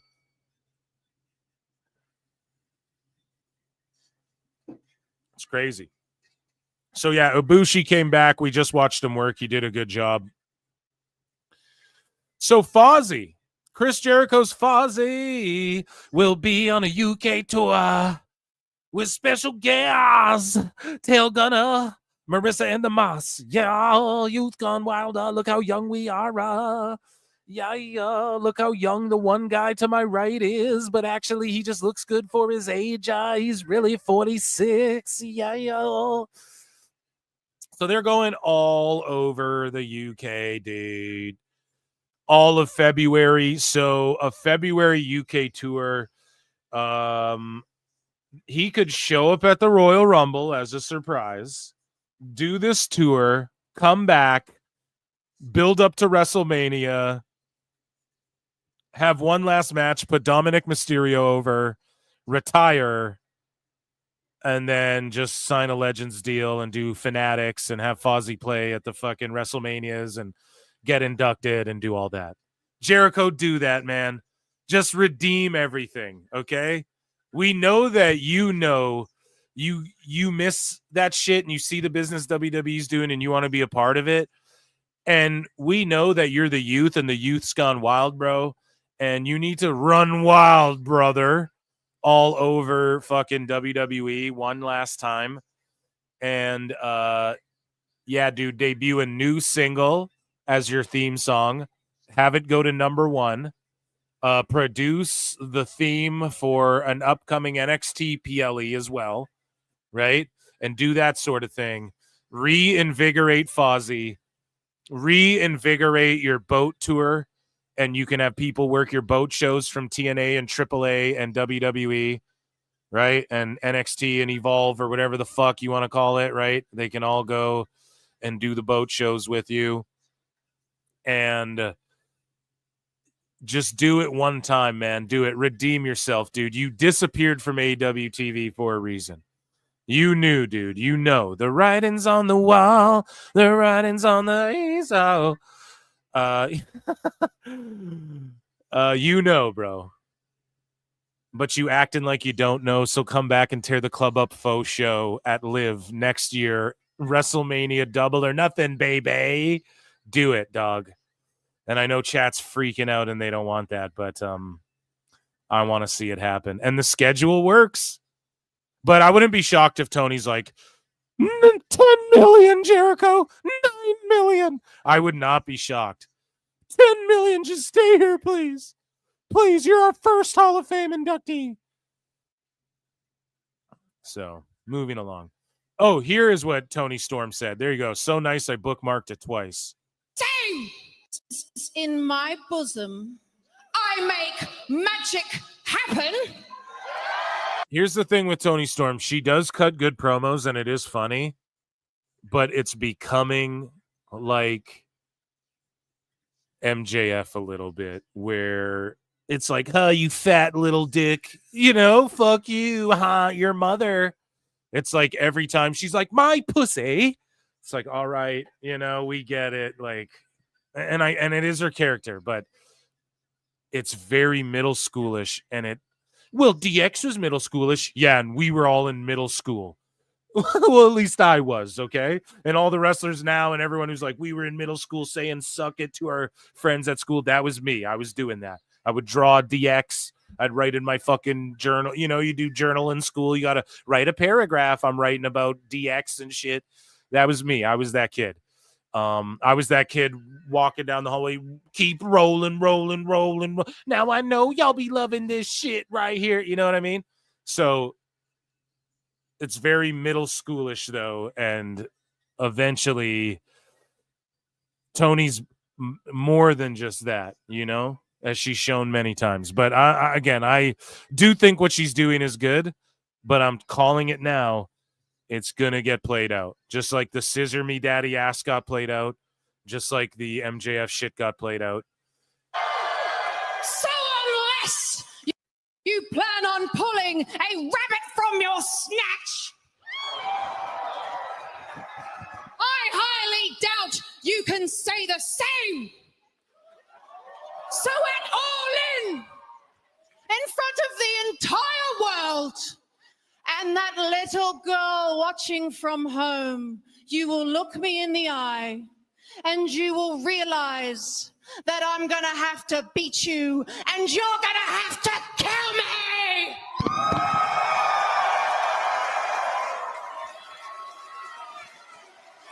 So if Moné doesn't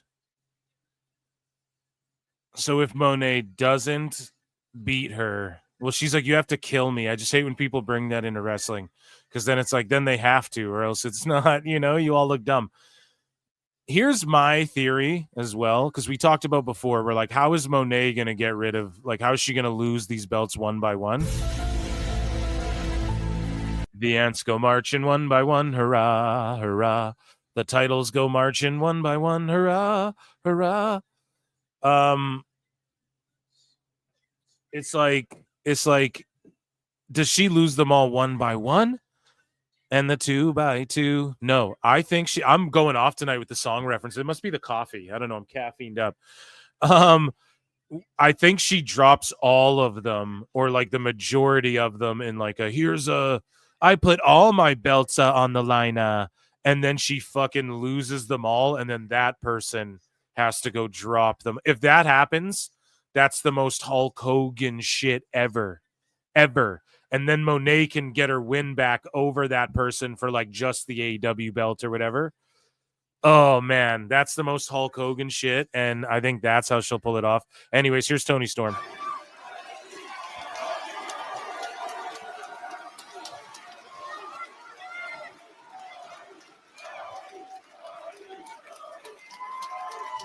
It's in my bosom.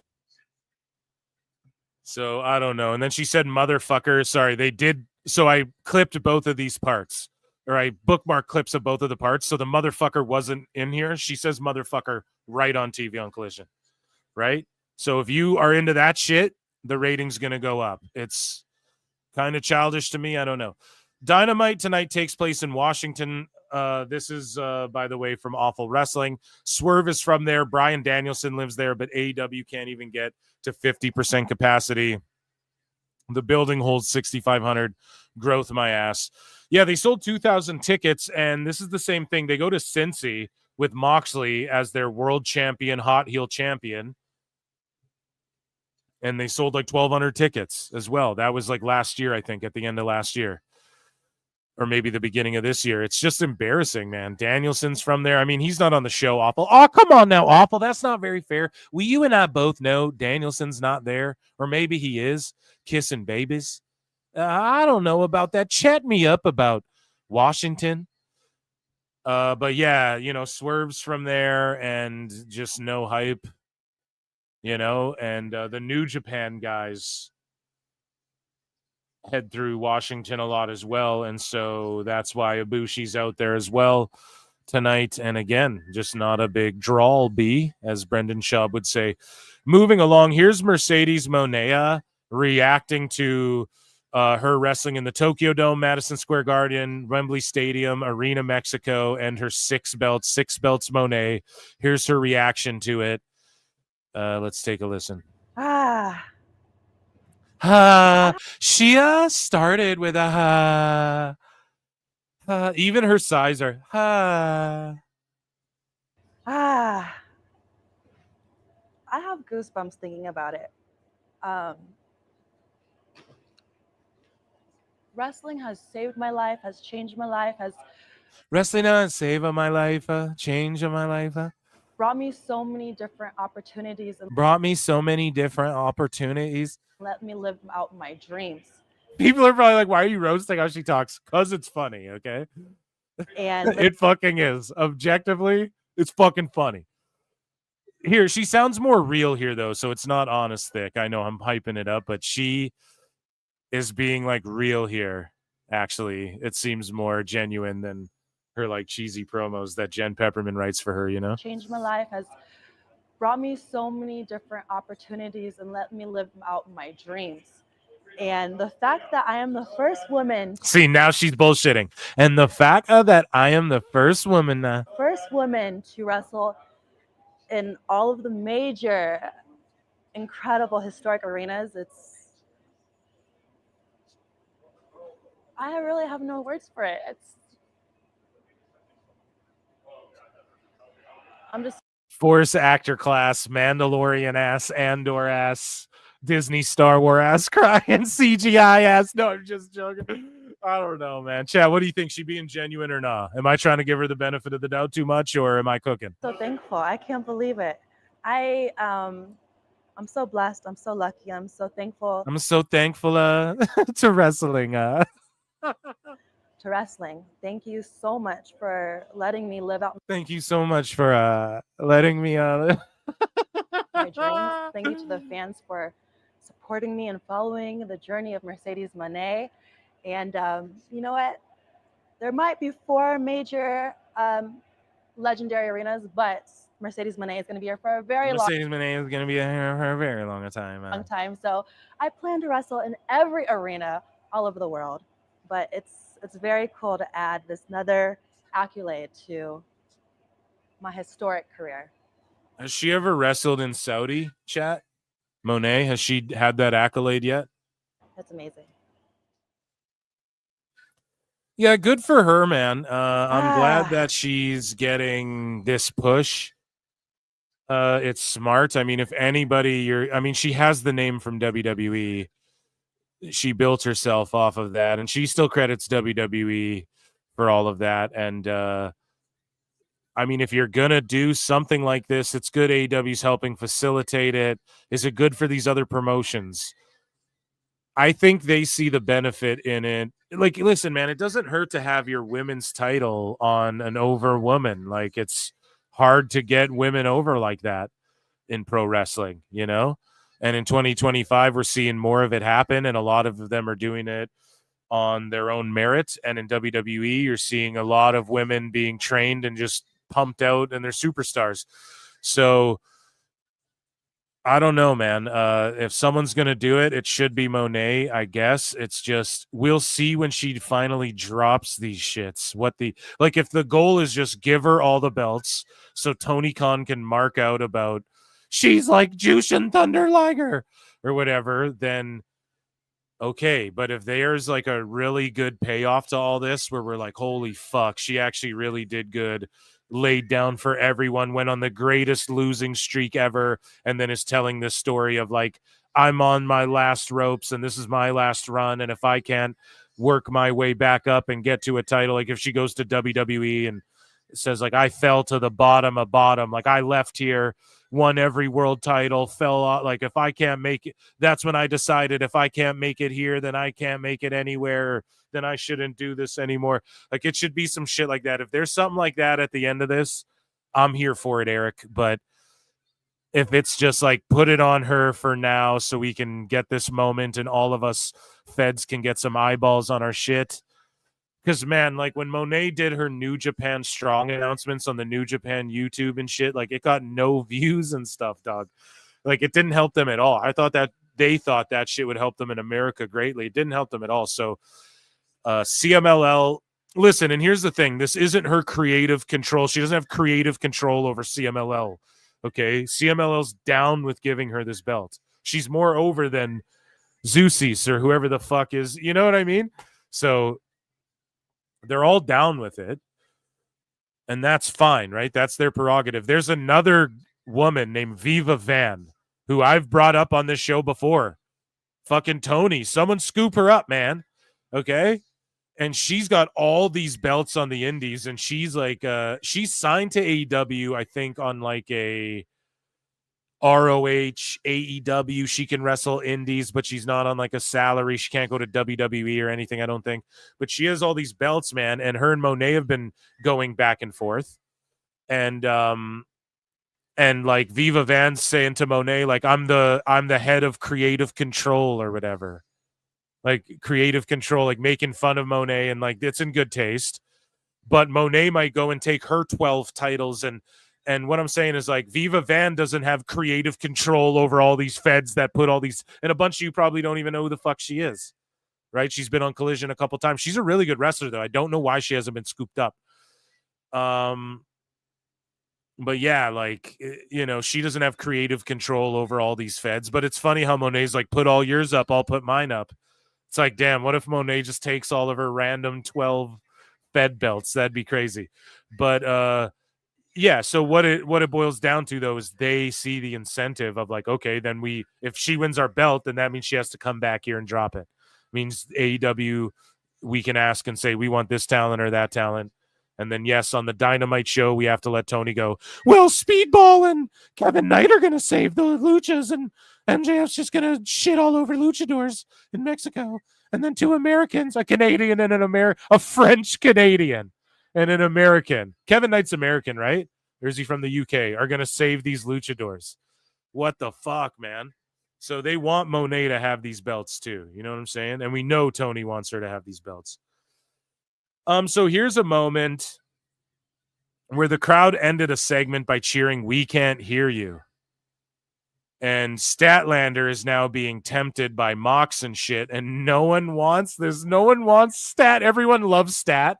They're like, yeah, put her with the fucking Bumbaclot clan. Like, what? This is the worst booked wrestling show in the history of humankind. And then Mox is like, listen, his like mic cuts out, and then everyone's like, we can't hear you.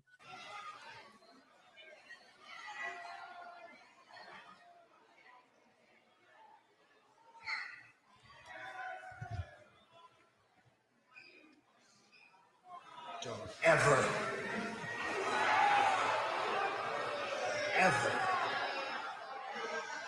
let anybody tell you who you are or what you're worth. You can just hear like background production shit.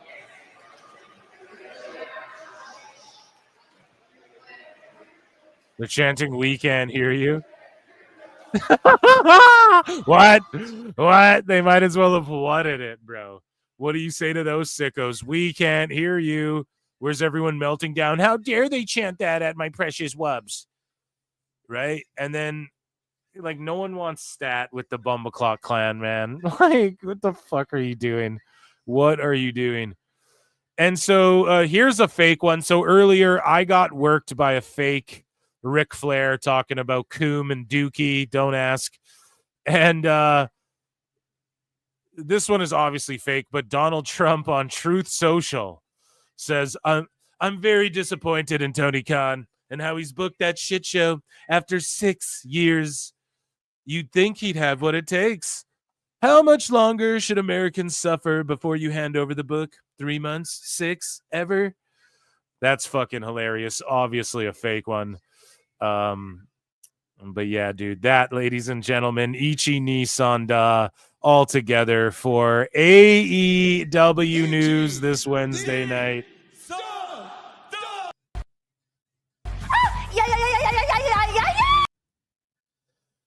Oh man, what a fun time. We have Briscoe cooking MJF here quite a bit. Let's check in with chat. Maddie for 2 says Dave Meltzer is the lied Piper. Brian. Fuck is Brian. There you go. You got a Brian. The lied Piper. Yeah, dude, pretty much. It's fucking hilarious. Yeah, the flute thing's really caught on like wildfire. And now people calling him the lied Piper, which is obviously just a play off of the flute thing that I've created. This animal I have become. 626 for 2 says dropped a 30% more Fed sucking shirt in the Discord. 30% more Fed sucking. That's sick. Yeah, let me look at that. DM me shit, okay? And I'll approve of what we start floating out there in the Discord, okay? So everyone discard anything 626 has said. Lincoln, go delete it. No, we'll look at it. But yeah, yes, I'm very particular and I have certain ideas. And I don't know about having things like sucking on. That's something AEW would do. So, but we'll talk about it. Okay. Regina Sharp, 5. Tony needs a no division title. Yeah. Well, that's what the whole fucking show is. No, that's what Ospreay and Swerve are competing for at this pay-per-view. Just feuding with the Bucks because they're the Bucks, and they work their way whenever it's convenient for them. They take breaks and fuck off, and then they show up to work people for the big pay-per-views when it's convenient for them, when it doesn't actually benefit the pay-per-views or PLEs at all. So Kenny D for 5 says, haters, I monkey flip them with the funky rhythm I be kicking. Musician, playing composition, slaying. I'm like Scarface sniffing cocaine. Home of the. It's been so long. New York State of Mind. I could fucking spit that whole thing if the song was on right now, but it's been so long since I've, so it's like off the top, I can't remember the shit in order, but good pull. New York State of Mind.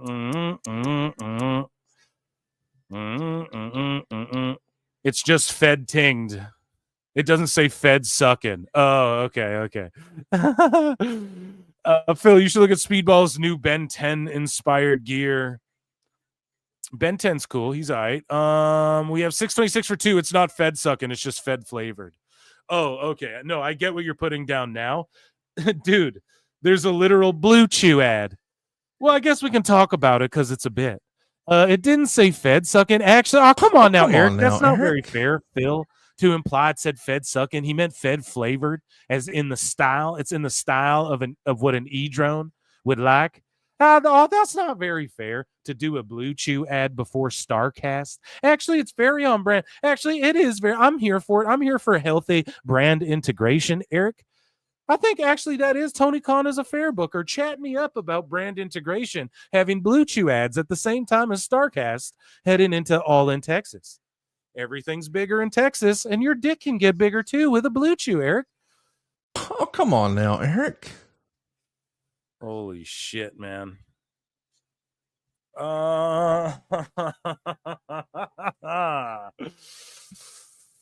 Oh, man. Speaking of Fed, we got some Fed news. Let me hydrate, chat. I got a Diet Coke going. Okay.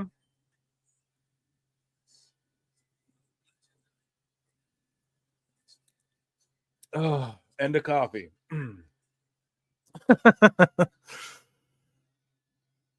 Any news on WB and AEW news? No, there's nothing more developing, man. It's just playing it by ear right now, and we know what the news is. By mid-2026, we'll really know what's going on with like everything with WB, BD. And if Superman flops, oh yeah, I'm going to fucking Superman as well. If Superman flops, yeah, and guys, go and check out my fucking top 10 videos on my YouTube channel, Phil Marks Out, if you like pop culture. I'm switching it up though. Like, it's not just superhero shit. So I'm gonna do top 10 summerween movies, and I'm gonna have some shit. I'm gonna be linking up with some folks talking Squid Games and stuff like that. So make sure you guys are fucking over there too, subbed up. Okay. And yeah, if Superman flops, we're gonna see. We're gonna see what happens with that, but yeah, I don't know. I just think, yeah, we're gonna see what happens with that. If that one flops, then I don't know how much further they're gonna go with that whole DCU, although a lot is in motion, and like I'm telling you, a lot is in motion. And I think Superman will do well. I bet it'll make money, but I don't know if it's going to do like gangbusters the way like a Batman or a Spider-Man would do. But at the same time, this one could shock a lot of people just based off of how much hype is around it. Like even the fucking haters are going to go see it, you know? Even all these people who make all this content like shitting on movies constantly, they're all intrigued. Like everyone's talking about it, you know? So I can't wait to see it and be the judge of it myself. You know, people talk so much shit. Oh, it's gonna flop. It's this. It's fucking James Gunn's just inserting his. You haven't even seen the movie yet. You know, I saw that fucking Az guy. I forget his name. Az. And he was just melting down about, and fucking James Gunn inserted his fucking, and it's the worst. It's like, you haven't even seen it yet. Fuck you talking about, man? Jesus Christ. And yeah, I just have faith in James. Just remember Guardians 1. Everyone just wrote that shit off. People went and saw it because they had faith in the MCU, and that movie blew everyone away. That was the first MCU movie that blew me away, that I wasn't looking forward to at all. And Guardians was unreal. One of the best trilogies. So I have faith Gunn can pull it off. But yeah, some of the most recent trailer, I was like, fuck, man, I don't know about this. But yeah, I'm going to go check it out, and Squid Game, and I'm going to go see Fantastic Four, which I think will flop harder than Superman.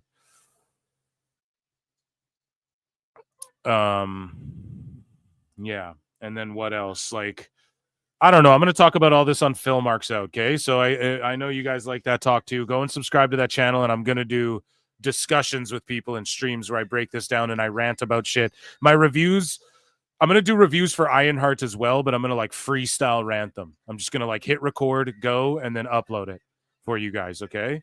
With like minimal edits on it. Just, you know, there'll be edits like picture edits and shit, but yeah, anyways. Enough about that. Let's talk some wrestling. Ladies and gentlemen, doing a run-in to promote his UK Fozzy tour. It's my uncle, Chris Jericho. I look and see it's not just me. So many others have stood where I stand. We are the young, so raise your hand. They call us problem child. We spent our lives on trial. We walk an endless mile. We are the youth gone wild. We stand and we won't fall. We're one and one for all. The writing's on the wall. We are the youth gone wild. Let it get wild. Yay!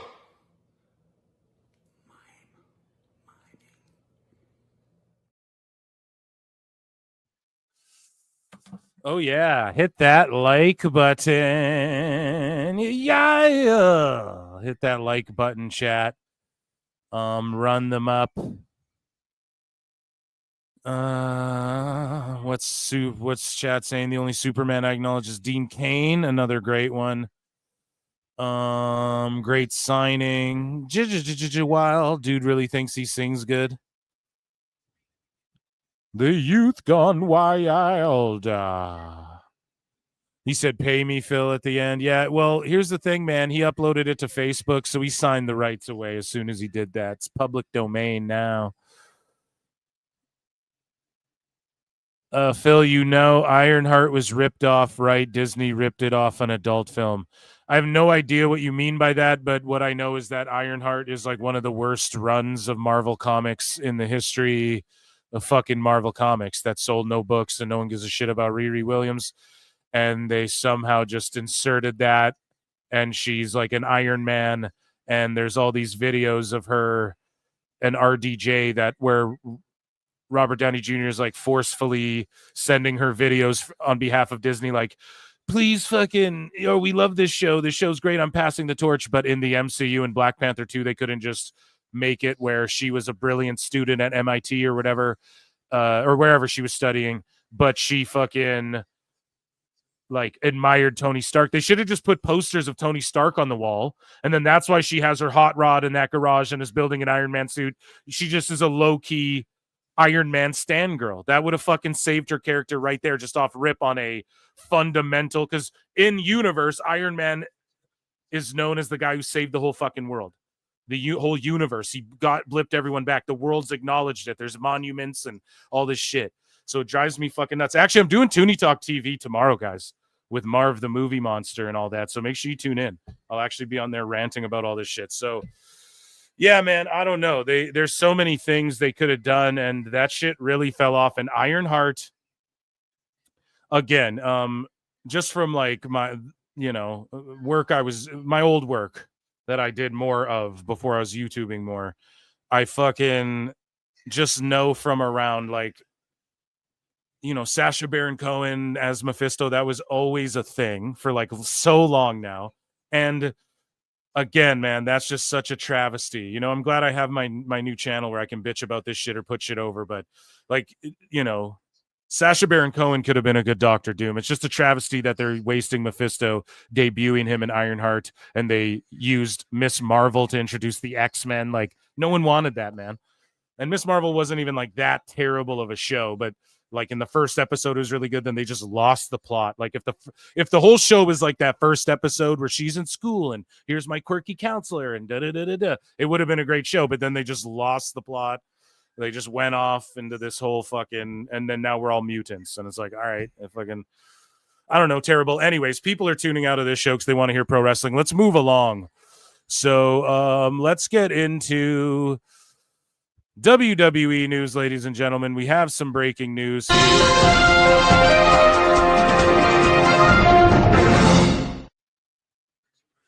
So from the WWE Vault admin, WWE Vault quietly launched 1 year ago. Since then, we've amassed more than 2 million subs and 1 billion views. Thank you, our subscribers, for your support, requests, recommendations, and when the situation calls for it, corrections to make sure we stay on track. We humbly ask that you keep your ideas coming. To show that we're not turning a blind eye to some of the more popular requests, here are some updates. We haven't found footage of Kurt Angle versus Owen Hart or Hogan on the Snake Pit. Damn. More Omni Live event videos are coming. No, Mystico versus Dean Malenko didn't happen. So people were like, fucking, did we want to see Mystico and Dean Malenko? We have some WCW Cyber Ring footage, mostly on green screen. We promise to keep searching high and low to bring you the best of the WWE archives. Fuck, man. That channel rules, dude. You just throw that on any time, and it's good to go. Report, Chad Gable dealing with an injury. So who broke this news before fucking any dirt sheet did over here in South Parkland? Right? Husey comes on the show. Husey either came on the show, because he's been on the show. He came on like 2 or 3 times in recent memory, like all close together. So one of those times, or I relayed his message that he sent me about fucking Gable's banged up, man. And we pointed out at the AAA show and then El Grande Americano, we pointed out, like, at Money in the Bank, look how heavily his elbows taped up. And Husey was preaching it, man. Yo, people are banged up. Triple H knows this. And he literally told me, if Stephanie and Gable are both working 2 matches that day, there's no chance not at least one of them isn't hurt badly after that shit. He's like, because Gable's already roughed up and they know this. And then boom, immediately after those events, Gable gets some time off. And now apparently he's out, like, recovering from the injury. It's obviously his elbow. Okay, if you guys are paying attention. And I wish him a speedy recovery. Again, man, Husey don't miss this fucking year here in 2025, seemingly. So shout him out for that. And yeah, hopefully we hear from him on Saturday, maybe, allegedly. Eddie Thorpe reveals that he actually requested his WWE release, which I don't know about that. So he says that I asked for my release from WWE so I could do something meaningful with my life. What? I set the goal to work there. I spent a decade working on it. I got it. And in my experience, I came to the conclusion I didn't want to do it. No, WWE wouldn't let me DJ for free in Vegas Mania weekend while other talent got to make money on their ventures. Okay, go and listen to my show with Husey, please. Again, to bring up Husey, but listen to what he had to say. You know, I think him and Kai, there was some backstage shit that people, and I don't want to be like the rumor floater out there. I'm not a dirt sheet, but I feel as though there's something like, because think about the way they were recently booking Thorpe and even Kai. They gave her no write-off, no conclusion to Damage Control. Like, the people that left us sitting there going, what? How could they fire Cora Jade? Because she was fucking, people are pointing out all the ways she's messy backstage, and look at how she's talking. Look at how Fredericks is talking. Husey brought some shit up before, okay? And you can go back on the pod and listen to it. And And yeah, man, I'll just leave it at that. I think that the people, because they were booking him over like Trick and shit. Recently, he went over, and that's who is the TNA champ and all this stuff. So it's not like they didn't have plans for him or anything. There's a reason this is shocking and a little bit bitter. Dakota got canned too. They're a couple. Strange that happened, especially, and then Dakota got no wrap up for anything, you know? Didn't get to say goodbye or anything to Damage Control. Weird. So I'm not saying we all love Dakota Kai. I love her, but just go and listen to the pod I did with Husey one of the last times he was on, and I think you'll get some more insight there. Shout out Eddie Thorpe too. That's my guy. Again, if you go way back, you guys know I put him over harder than a motherfucker. Representing that indigenous shit. So Fade Away Media says, imagine pissing off John Cena like this. And so John Cena was recorded without asking. This was his reaction. Now, I think this was Kevin Hart's friend, because at the end, Kevin Hart starts trolling him and gets his attention away. And I think Kevin Hart, who is there doing Cold as Balls live with like CM Punk and other people, I think he put his friends up to this, and this is like a social media thing. That's my opinion on it. If I'm misinterpreting that, you guys let me know. John Cena, can I get a picture? Appreciate it, John Cena. What you wearing? I'm a big fan of consent, right? Uh-huh. So if you'd like to take a video. Oh, okay. Sorry about that. I apologize. Everything good? Sorry about that. Nah, no problem. Take a deep breath. You might feel I'm in a tough situation. Yeah, no problem. Sorry about that. No, it's all good. I just know it's kind of chaos back here. Listen, it's all good. I'll give you whatever you want as long as you ask. I appreciate it. Nah, I appreciate it. Look how Cena got mad, and then he comes and walks it back, and it's like, dude, I'm sorry for the way I just acted, because he knew the media was gonna, all the sickos, look at how Please, I don't want anything to sign this. See, then Kevin Hart comes up, and then they had cameras on the guy trolling Cena at the Originality show. I'm like 99% sure it was just Kevin Hart trolling with his people. That's all. Yeah. Yeah, see? And the guy was going, yeah, you know?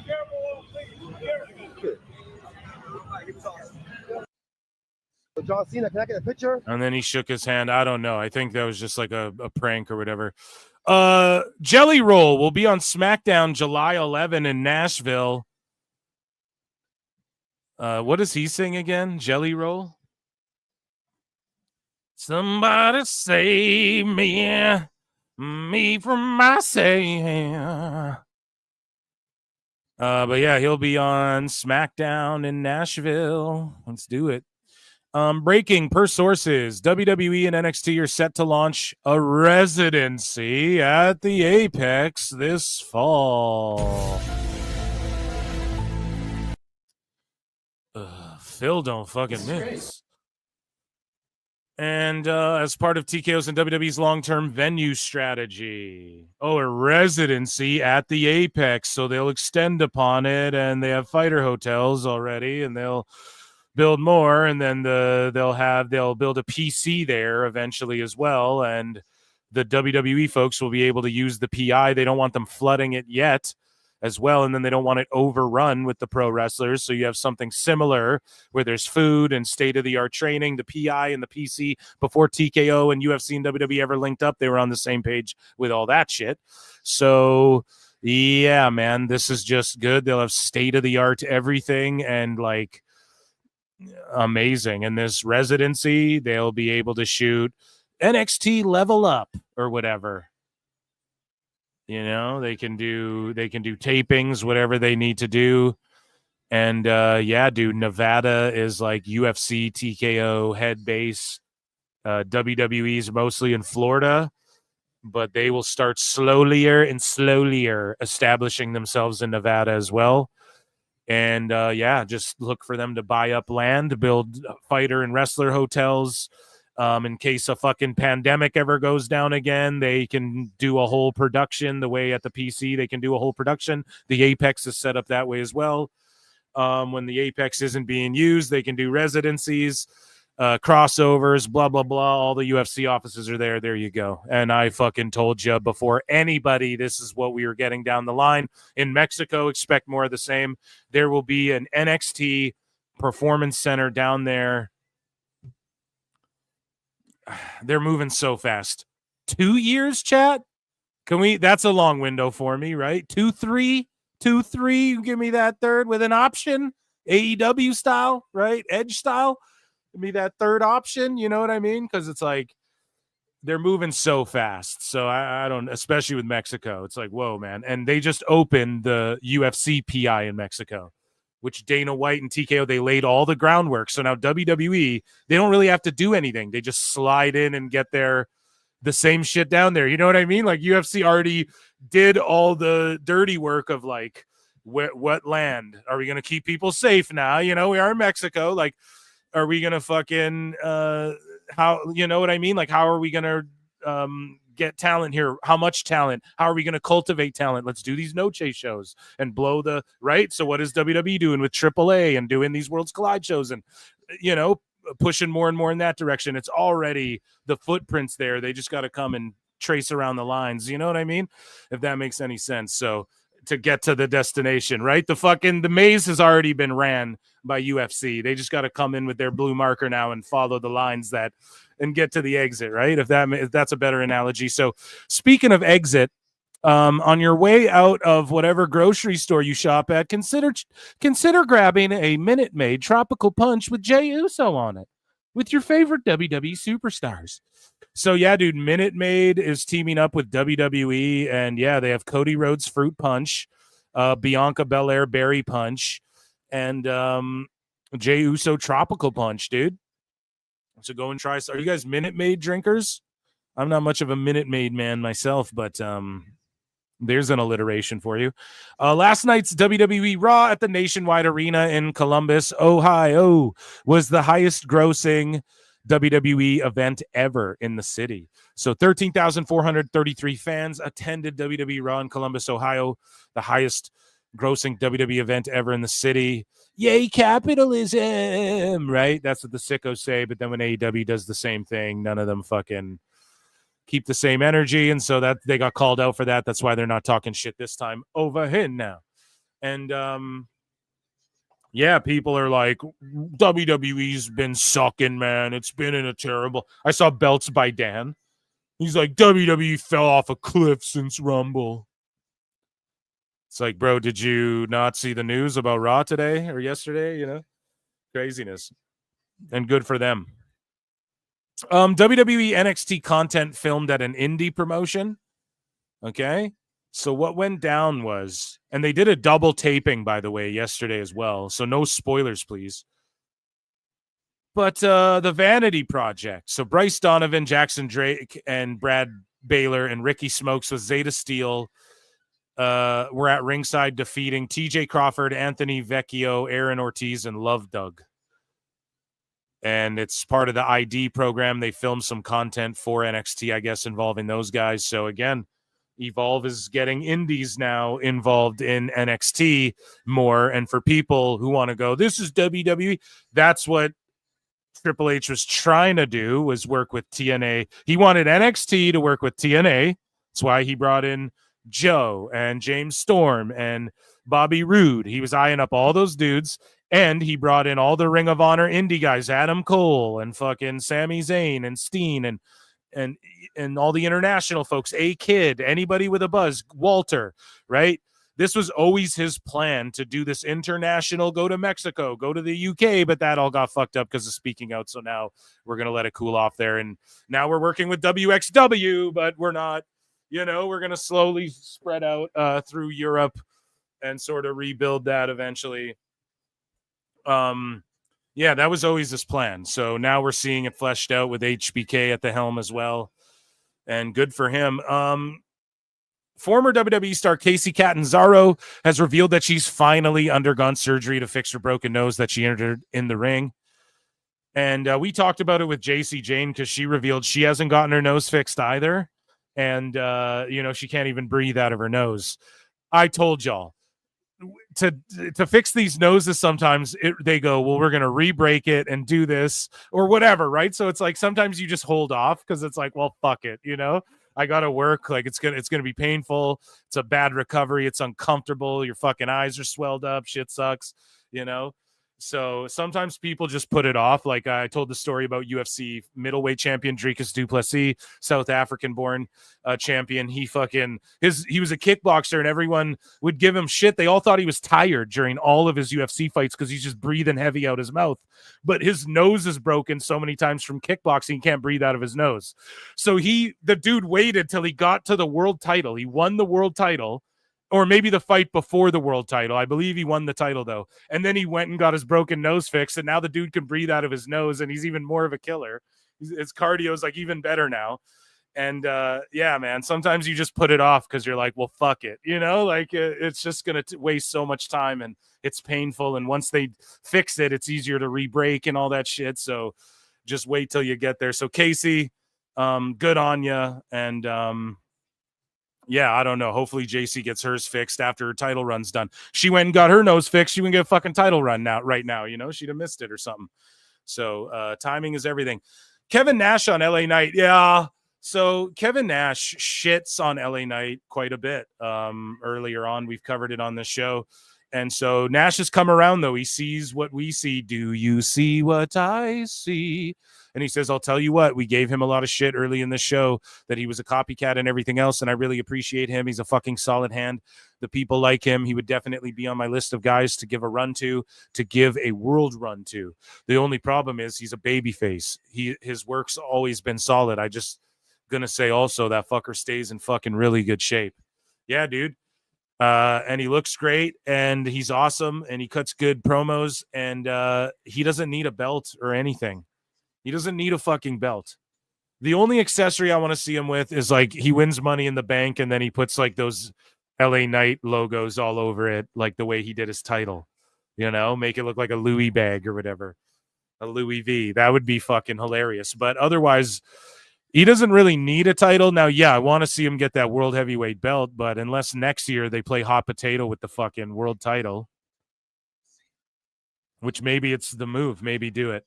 Next year, just hot potato, give it to Sammy, give it to LA, give it to Punk, give it to Seth, give it to Jay, Jay had it. Who are we talking about the other day who probably worked their way to one? Just hot potato that belt around and then land it on someone like Breaker who goes on like a long run with it, you know, and then fights like Jacob Fatu for it at the next Mania or whatever. Maybe that's what you do with the World Heavy next year. You just hot potato it. Logan Paul gets it. Fucking LA gets it. Everyone just gets it one time. Shinsuke sneaks in there, you know? Fuck it. You just Attitude Era. And then the WWE at the same time, whoever the WWE champ is, you just keep them the same champ, you know? Maybe you do that. You guys are willing to do it with the tag belt. If everybody claims that all these people deserve world title shots and to be world champions, then it surely doesn't diminish the titles, having them be hot potatoed like that. So fuck it. There's my pitch then for all the crybabies. I'm not saying we should do that, Chad. In a perfect world, we shouldn't hot potato it around. I don't get offended by not everyone being champ. But for all the sickos and wackos out there, you guys want to cry about it. Okay, then. There's my idea. I offer solutions. WWE Raw Netflix views for last Monday's episode were down from the big numbers they did the prior week. The show scored 2.7 million. Blah, blah, blah, blah. Love you, Raj, and love your work. Ranked number 4 for the week in the U.S., number 1 the day of, and 9 globally. Still in the top 10. And Squid Games, people are rewatching Squid Game right now, and it's still in the top 10. So WWE has filed to trademark the Oracle. I'll take shittiest fucking names for a for a Seth Rollins faction for 500, Alex. I am the Oracle. Fuck out of here, man. People are starting to point it out. Have you guys noticed? People are pointing out what your boy Phil was saying about this Seth faction. And people are like, I don't know, I'm not really feeling it. We don't even have a name. They've been running around since Mania. He hasn't even been like, we're the revolutionaries. You know, it's fucking, I'm sorry. The guys are all cool. I'll watch Breaker do cool shit all the time. It's like Evolution. Well, no, maybe because they were super over, but it's like you put 4 cool guys together. They're fucking cool no matter what, or 3 cool guys, you know. Heyman's going to cut no matter what, whatever. It is what it is. But ultimately, like, they just fucked up. Reed should be switched with Mateo, and this team should have a name, and the Oracle is fucking so bad. That's some TNA fucking Eric Young type faction shit. You know what I mean? And yeah, dude, it's to me, they're doing their thing, but this is also Seth can win Money in the Bank and maybe win a belt, and maybe fucking, you know, Braun gets the feather in the cap. He beat Penta. He got the first ever win by beating Penta. First ever singles win over Penta in WWE is what I'm getting at here. So that's a feather on his cap, but you know, are they going to win gold? They're going to build up to it. That's good. You know, give him some accolades here and there, but just Seth as Money in the Bank holder. It's almost like regressive in a way, you know? And yeah, it is what it is. Other people are waking up too. A lot of wackos even are like, I ain't feeling this fucking faction. And it's like, I'm telling you, dude. And then if their name's the Oracle, like, come on, bro. Fuck out of here. Netflix is making a Ronda Rousey biopic. Ronda herself wrote the script based on her memoirs, and it'll cover her journey from Olympic judo to UFC and WWE stardom. Based on her memoirs, the movie promises an authentic look at her groundbreaking career and personal journey. Fuck yeah. I wonder who plays her. I wonder if here's her husband, Travis Brown, as well. And he was a UFC fighter, top like 5 in the world at one point. You know, maybe you could argue top 3 even in the world at one point. When Bret Hart got tackled by that guy, Travis Brown hit the fucking ring so fast. And this is a big heavyweight. This is a big fucking dude, 6'7", like probably when he's not cutting down to the 265, he's probably around that 280, 300 mark. And this dude hit the ring so fast, and he slipped in his dress shoes. Go back and watch the footage. And Travis Brown slips in his dress shoes getting in the ring. But he gets up really quick and still gets a hold of the guy. But the guy had time to, like, almost powder. Because you know how the guy tackles Brett, then people hit the ring, and the dude's, like, trying to get out the side of the ring, right? And everyone just swarms him. That guy is so lucky. Now, Brown did land some big punches on that fucking guy. He landed some big ones when you go back and watch. But he's so lucky that Brown wasn't the first guy to grab him and slipped on his way to the ring, because that'd have been a fucking death sentence, man. And then FTR, of course, famously rocked that dude. And I wonder if that'll be in the biopic. I doubt it will be, but I wonder. You know what I mean? Like, a part of me goes, because like Ronda hit the ring and she like grabs Natty. If you guys go back and watch the footage, right? Ronda runs up to Natty and is like, are you fucking okay? Because Natty like trained her and shit, helped get her ready for WWE, and they're really tight, and they're really tight with Tyson Kidd and all that. So it's like, I wonder, that would be a fucking crazy moment to have in like a biopic, to see that be recreated in like a wild movie about her life. But this seems more to be like her emotional trauma and struggles. Like, if you don't know her story, like, she was the only woman who went into this gym, and the fucking coach there wouldn't even like look her way. And he turned out to be like one of the biggest frauds in all. And her mother was a great judoka. And yeah, she has this crazy journey. And so and then now we discover she has like neurological issues and shit. So I'm sure it will be focused more on that, and hopefully is a celebration of her. I know people clown Ronda, but she truly was the Mike Tyson of women's MMA. That's the most perfect comparison, because she devastated everyone with ease. And then she faced like 2 people who really challenged her. And then she was never the same again. And then she went to WWE and sort of, that's what happened to Tyson. Like, when he ran into like Holyfield or Lennox Lewis, like, he just fucking, you know, he just got banged out. He was never the same. Like, you had to bite people's ears off and shit. It just, you know, it just wasn't the same. And so I would say that's a great comparison. Like, she would dominate everyone, but as soon as she faced adversity, she just, you know, withered. And and I'm not shitting on Tyson at all, but that's what happened to him, you know? And yeah, so shout her out, and I hope they celebrate her. And she had a great run in WWE as well. I would say the peak of her WWE run, though, was just her match with Triple H, just that first match. That was, and Stephanie and Angle. That was like peak Rousey.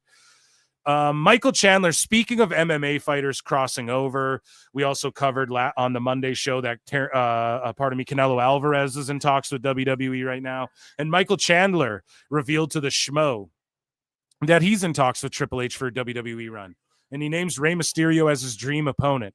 And he says he was talking to Triple H about my WWE contract, so we're trying to make things happen. He knows I want the door to be open, and I think he wants that door to be open too. Rey Mysterio would be freaking fun. It might be a little too acrobatic for me. Give me a little bit of training, and I'll be doing double backflips off and landing on people. Yeah, I mean, people think it's easy till they fucking do it. So I just don't know if Chandler really understands what that entails, but he can cut a good promo. So to see him do a one-off, if McAfee could, then I could see Chandler doing that. But it feels very TNA-ish to be, we're just going to bring in MMA guys, you know? But hopefully they just don't work a shoot like they did with Kane, because that shit was a travesty.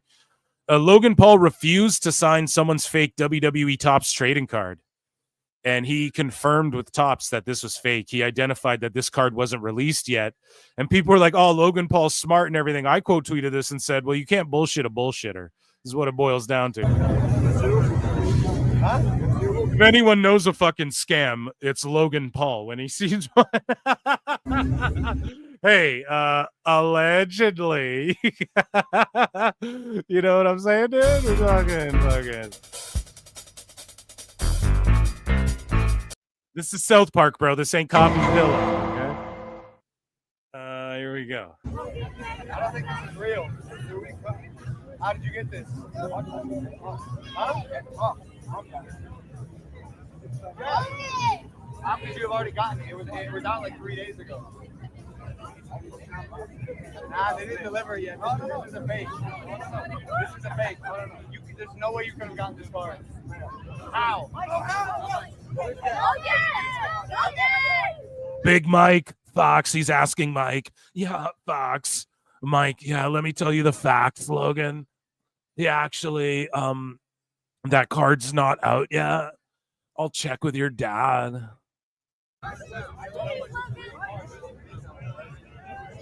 I'll tell you what, let me take the card and I'll sell it, because I took a hit on my house. Facts. How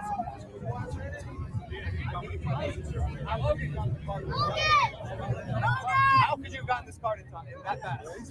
You're lying. That's a fake.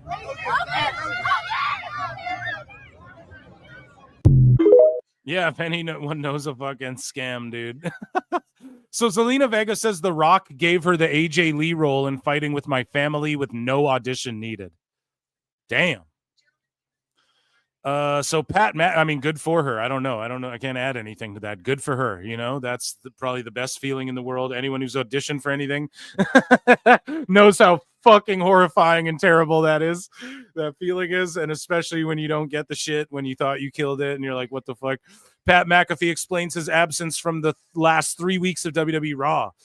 And he says, continuing to just like catch up on life as a whole, post Money in the Bank, pre-Night of Champions feels like a good time. I was getting pretty exhausted there. So shout out to everyone, to WWE looking out for me too.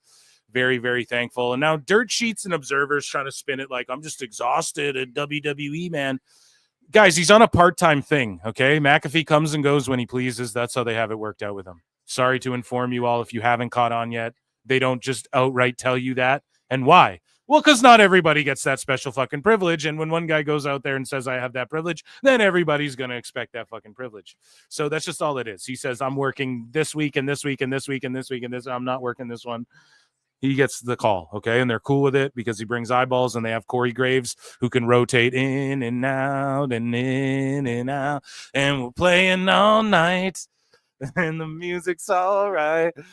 Oh, yeah, dude. Mama got a squeeze box. Daddy never sleeps at night.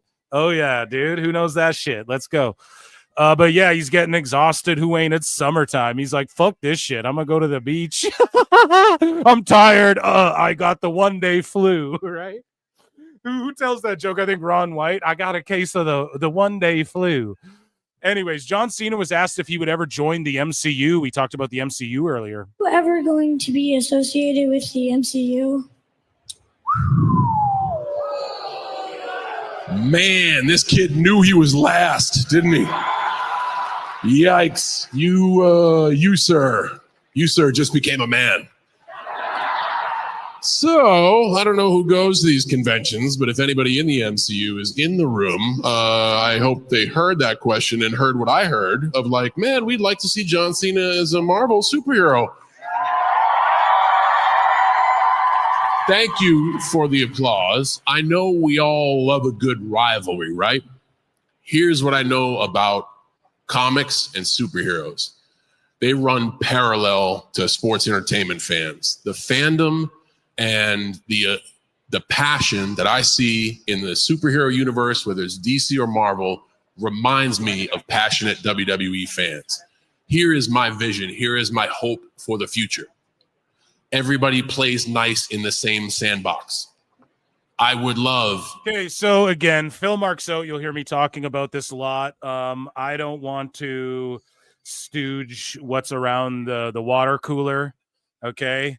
And but I'm going to on this show. Fuck it. And I've been talking to my wife about all this too a lot because I'm just gonna talk about it here. Fuck it. And James Gunn believes this too, man, that Marvel and DC in Hollywood and shit, they're already talking about how do we get these people to all cross over. In Secret Wars, we could see a seed planted to the next big MCU crossover event isn't Kang or the Beyond or whatever. The next big Avengers team up, Endgame, Infinity War, whatever is the Marvel Universe versus DC. Stooged it. And we okay, and so X-Files that actually, okay, because I don't know, this is South Park, I make all this shit up, I'm a dumb fuck, I don't know anything.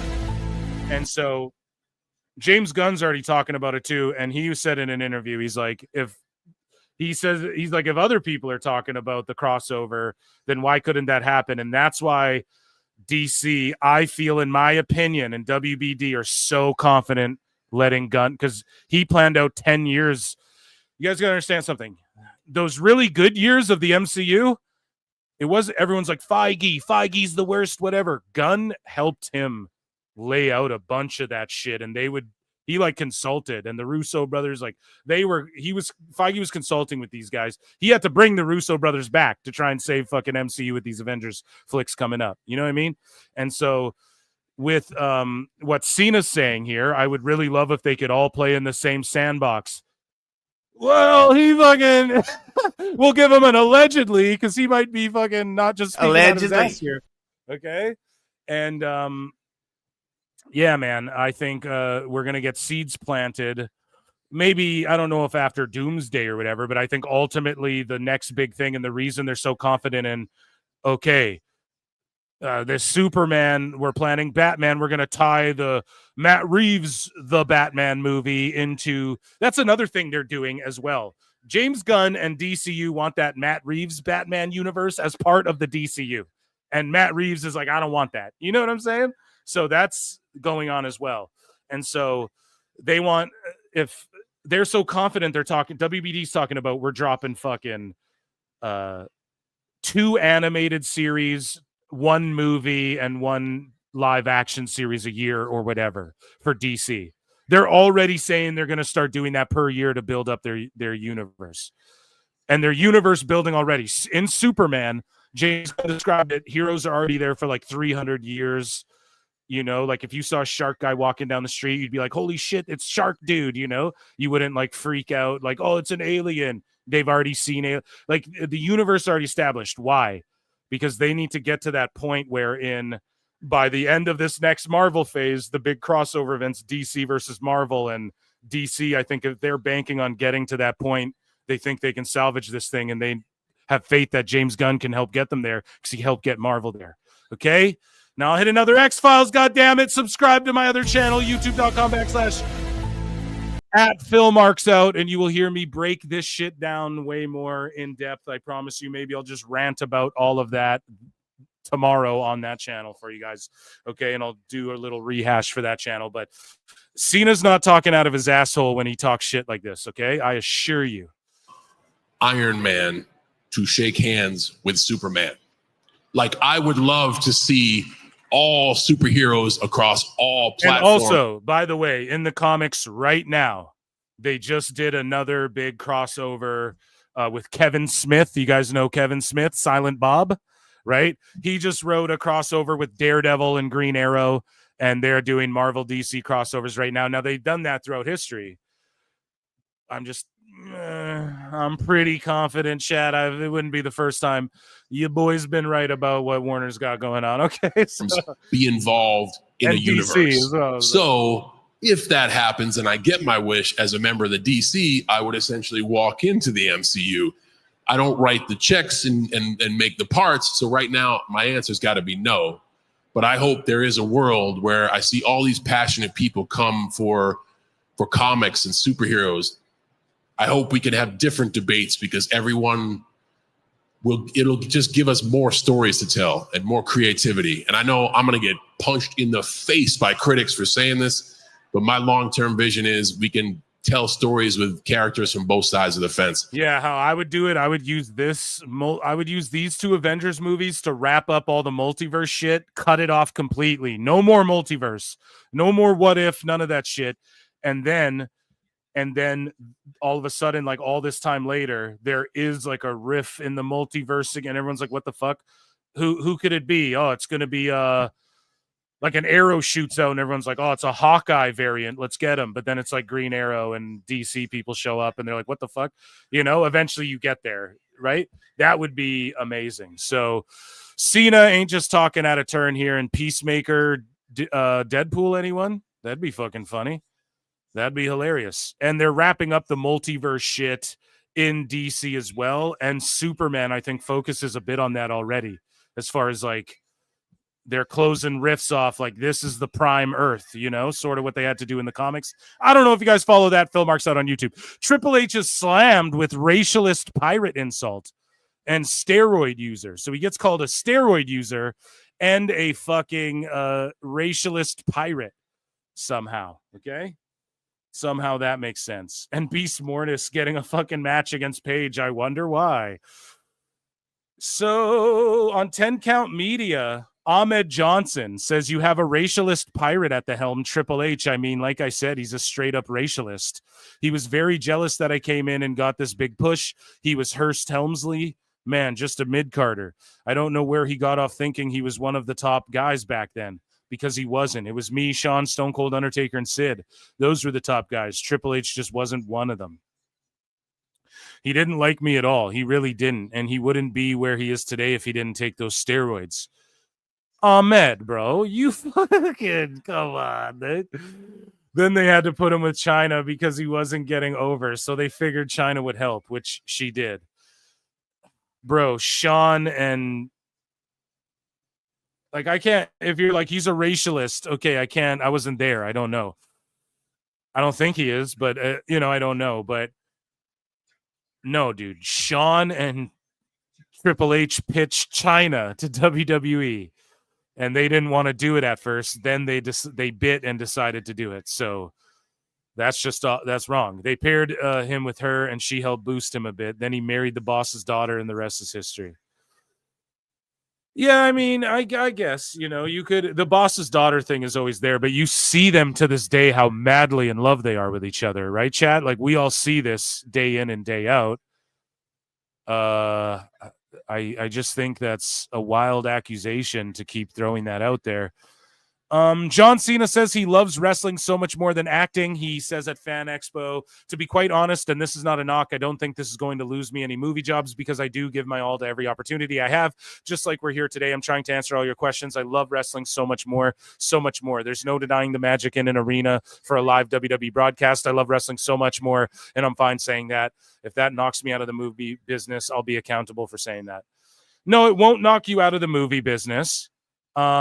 In Hollywood, you get to a point where you break through and then you can like look at Mel Gibson, bro. You can just call your own shots. Look at what The Rock's doing. Look at Sandler. He's like, I just won't make movies for theaters anymore. And I'll just take $70 million a year from Netflix to make a Happy Gilmore flick with every fucking same joke that I already made all those years ago and just resell it to you for $70 million. You know what I mean?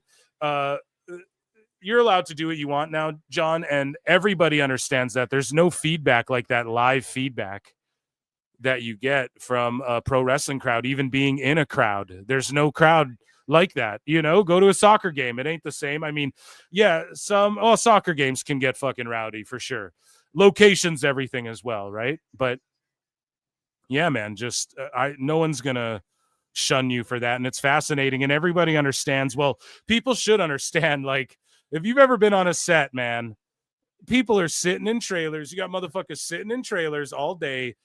You will do the same take. You will spend 12 hours on the same fucking thing and then come back the next day and a motherfucker will go, you gotta do that again. It's horrible. And in WWE, if it works right then, you get one shot, one moment, one opportunity to seize everything you ever wanted. Would you capture it or just let it slip? Let me check on the chat, guys. Ray J's World has been a member for 3 months. I acknowledge all of my members, guys. Memberships are 99 cents Canadian. Okay, so get in on that and consider gifting one. Consider super chatting in and supporting what I do. And don't miss the live show Monday day. Okay, and that's my show. You gotta be a hoe. And I even gave you guys a Blue Chew ad read because it was topical, and I don't like to do that because they don't pay me, but there was ads for it throughout AEW tonight, which is fucking hilarious. Acknowledge me. Phil, I wonder how Conrad having a podcast with Tony Khan would sound. Oh, well, let me stop you right there and tell you exactly how it would sound. It would sound something like this. So, Tony Khan, AEW is a healthy product, and I'm here for a healthy AEW. Tony Khan, tell us a little bit about your booking style. Chat me up about a healthy AEW. Oh, well, it's great. Things are great, and everything's great right now. John Moxley's great. We have a great show coming up, and we gave away we sold. There's a lot of people that are going to be there, and it's going to be great. And Thecla's here, and Fatal 4-Way, sand in the eyes, run. Oh, come on. That's not very fair, Tony, to throw sand in my eyes when I just asked you an honest question. That's how it would sound. I imagine something like that. 626 says, yo, you almost said a boot. I heard it. Yeah, dude. I'll say that shit all the time. Fuck it. You know it. It's a boot. 626 again for 2 says, this show has been a PMO Trojan horse episode. Yes, straight up. It has been. Go and subscribe. I have no idea what you're even actually talking about, though. I don't shill anything to you guys, man. What are you talking about? Phil Marks out, guys. Go and subscribe. Right now, 7 videos. I dropped 2 Superman video top 10s. I review stuff. Go and check it out. It's amazing stuff. Talk pop culture. I'm going to rant about all this Marvel shit tomorrow. How about that? Okay? Where are we? Regina Sharp for 5. Nobody buys the comics. Well, they do. Well, they do and they don't, man. We could get into that again. It's Phil Marks out stuff. Soon, no one will go to the movies. They got to lower the movie costs and make good movies. That's the same with comics. They just make shitty comics. It's a bunch of people trying to be activists. That's what wrestling people are trying to do to wrestling. That's what I make fun of. Right? You're all trying to be activists, and it's fucking hacky. You know what I mean? I just want good Marvel movies. Just watch Iron Man 1 and then watch Ironheart and tell me objectively if Ironheart is good. It's not. That's the answer. It just isn't. I don't care about how many different... I don't care if Robert Downey Jr. gets on a fucking Zoom call and, says it's God's gift to man. It doesn't change what reality is. Sure, why not? They can combine for a massive shit pile. Yeah, and some people will view it that way. Other people will consume it. So it's all up for debate and opinion. Round of applause for everybody who supports this show. I love you all. I love you all so much, man. Let's continue along. It's not even Flutes Out time yet, you fools. And we'll do Sickos on Sicko Saturday. Okay, because there's not even a lot in there, and We did one on Monday, just a really quick, brief one. But we're going to play some flutes tonight. Guaranteed. And so Cody Rhodes says that we are at the tail end of his run as a babyface. So pretty much stooging what everybody knows and what I've been predicting here at PWT. But I just think they're going to milk it for longer than we might think as well. But they're obviously talking about it. It's obviously a thought that's out there. You know, you're a Cowboys fan, Giants fans screaming your name. They love you. Super quiet on their end. Everyone loves you. Do you ever get sick of being the nice guy? So I'm a Cowboys fan because my sister cheered for the Cowboys. I'm an Eagles fan because that's not a lot. Yeah, so I won in their stadium at WrestleMania, and they've hosted me and treated me like family. And I'm a Falcons fan because I grew up in Georgia, and that's a hard fandom to be part of. So I really don't have an allegiance. I'm open for business. I am open for business, and that helps with the being a good guy. Okay, so you can't do that. You can't be a fan of fucking, then you're not a fan of them. You're a fan of the NFL. That's what you say. I like the NFL, but I don't have one team. You don't just go, oh, I'm a fan of these 12 fucking teams. Fucking bandwagoner. I don't ever get tired of it because you get to have all of this in these moments. I do think we're probably at the tail end of it, though, because there's only so much someone can like you. I would love to do it till the end of my career. I'll go live on PWT, or I will record and upload a video of me ranting, one of the two, just sometime tomorrow. No set time yet. But there's only so much. It's like, all right, we do his whoa, we cheer for him. At a certain point, they want to see somebody else. I get that, and that's where you have to change as a character. So, Cody, how will I know when you're going down that path? How will I know? You'll know because X and Instagram will hate it. Because today heels are like, oh, that's a cool heel. We're loving John Cena. No, if you're burying it and hate it and talking about how you don't want it on your TV, that's what an actual bad. How long are we talking? Like a month by the end of Fanatics games? Like how long do I have of you being the good guy? I think you have a good solid year, maybe even 3 years. Because There you go. See, yeah, long term, maybe even 3. 1 to 3 is his range. Okay. So that's a long ass time. So they're just playing it by ear. You know, it could happen this year. We'll see how the merch sales and how over he stays as a babyface. So Ego Page gets catcalled on the Giga Chad Van Vliet pod. Chris Van Vliet used to that, I'm sure. But here's all Ego getting catcalled. Get comfortable? Is that okay? Please get comfortable. Yeah. I mean, these pants are tight and this jacket is hot. I'm gonna get.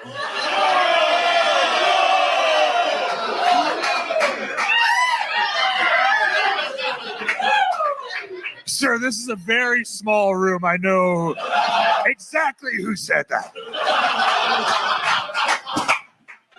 Wait a sec. What's going on here?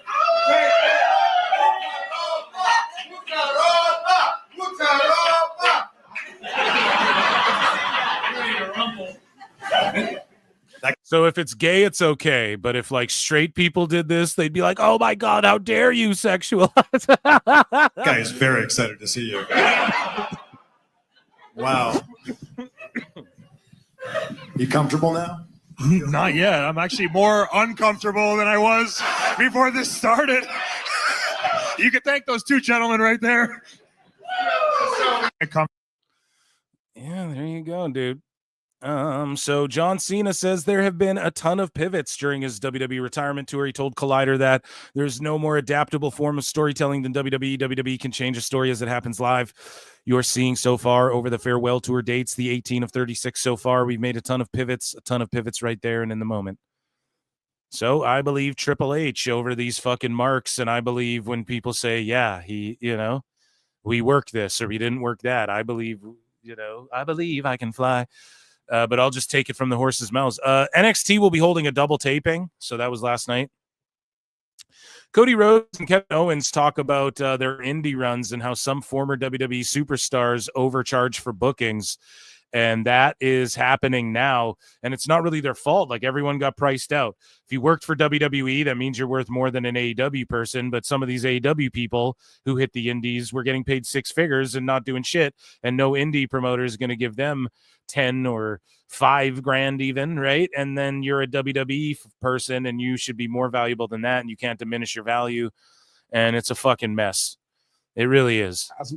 It's fucking AEW really messed up the indies and a lot of these people's careers with these big pays early on, man. Like, it didn't help anybody, man. But I do love it. I mean, it helped their bank accounts, but then what do you fucking...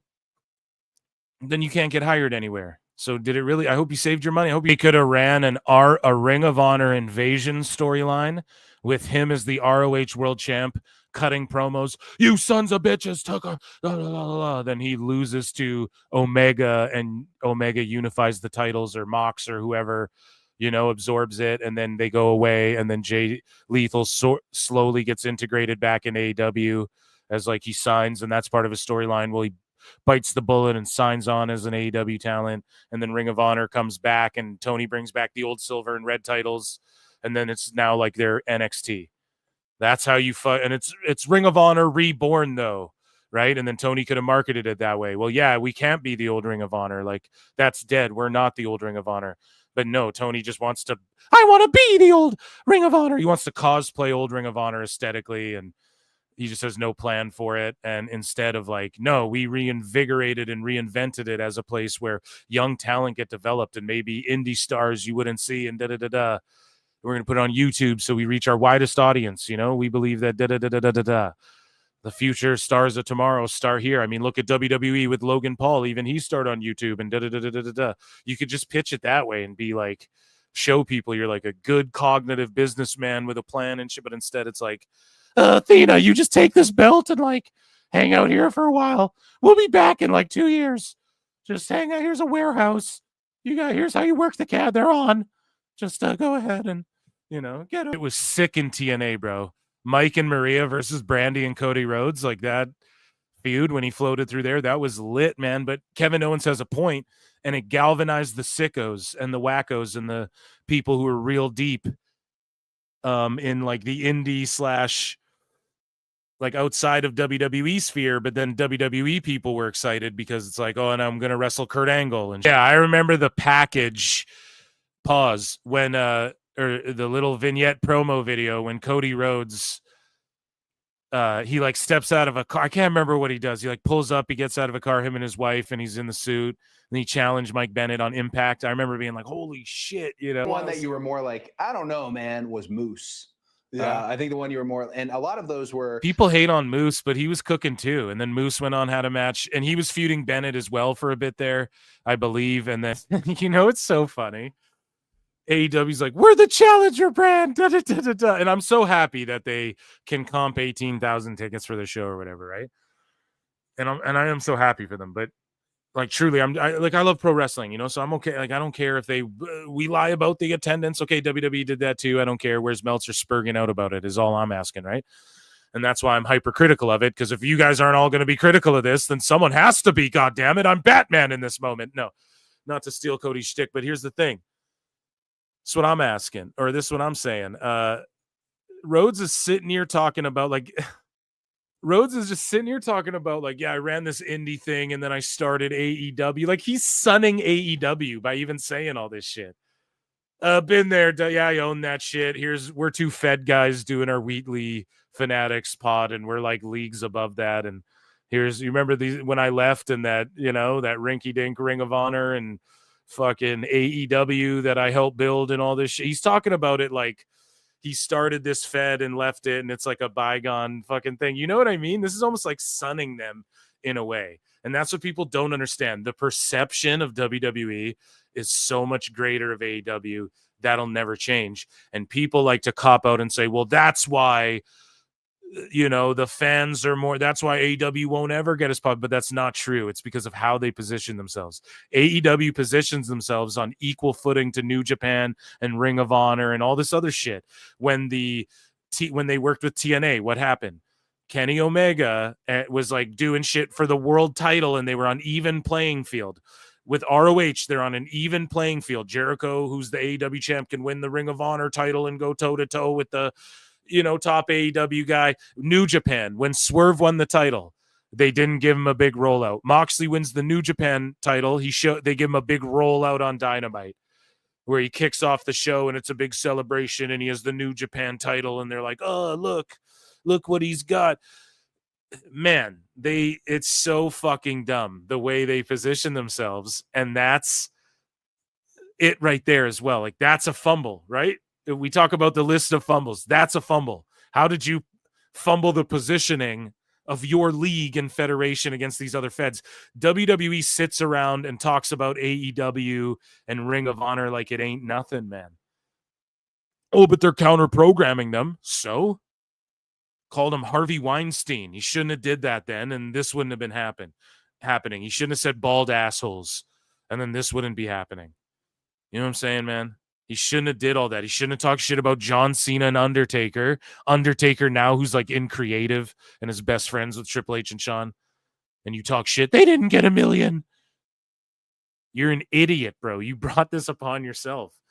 And that's the funny thing. And Rhodes just talks about, yeah, I started that company, but now we're here doing real business. And like, it wasn't wild, those wild times when I came up with this list and it basically led me back to true success here in my home in WWE. You know what I mean? Like, ultimately, that's all AEW and his journey was to get him back to WWE. That's what, I don't know, God laid it out, or simulation theory, whatever you believe in. That was his journey in life. That was his fate. If you believe in that sort of shit, right? His destiny was back in WWE. And not only that, but as the top guy that he saw himself as, that nobody really saw him as during the end of his run there. And so it's just kind of funny how I've been there, done that. It's like hearing old timers talk about WCW. It reminds me of the same thing. Anyways, I remember saw Cody Rhodes put over a fucking local guy who's starting to build up his name, and it was in butt fuck nowhere. And he stayed and talked to everybody, and he fucking put over this wrestler, and it was like there's no way, like, Rhodes, you know what I mean? For sure, like, took a pay hit on that as well. Like, he probably could have asked for way more, like some of these shows he did, and that's how he built up that good faith in AEW too, man. They really got like the internet fans and the indie wrestling fans excited. And it's really unfortunate, man, the way the Bucks and Kenny had that following, and the Bucks did too.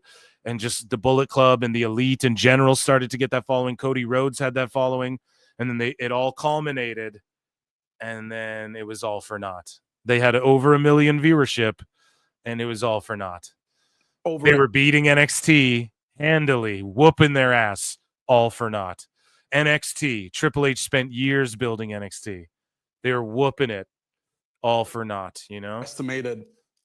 All for naught. They're doing All In Texas, whatever. Okay, they spent more money. They're losing so much money on this show. You guys got to understand that. They padded that house so badly. They're just getting lit, talking shit, man. I absolutely love that. So official from Netflix Sports, WWE Unreal Season 1 will release on July 29. I'm like, bro, I don't have time to do shit in my life. I gotta watch this shit too. What the fuck? For the first time ever, step into the WWE writer's room and outside the ring with your favorite WWE superstars, where the drama is just as intense off stage as it is under the spotlight. All right, I'm ready. I'm here for it. We'll give it a chance. I think I'm gonna fall in love with the show. Speaking of falling in love, everyone's in love with Lola Vice, and she talks to Uncle Bully about her evolution in NXT. This Shadow busted open after dark. year more than ever, I see myself performing and becoming the Lola Vice that I've always had a vision for in my mind. Tell me about your vision for Lola Vice. The best version of myself possible. But for example, a vision of me, Lola Vice, was Worlds Collide. That show made me so happy for so many reasons. But when I watched it back, I said, that's Lola Vice. Like, I was so happy to partner with Stephanie. Stephanie, number one, she's a Latin woman that I admire.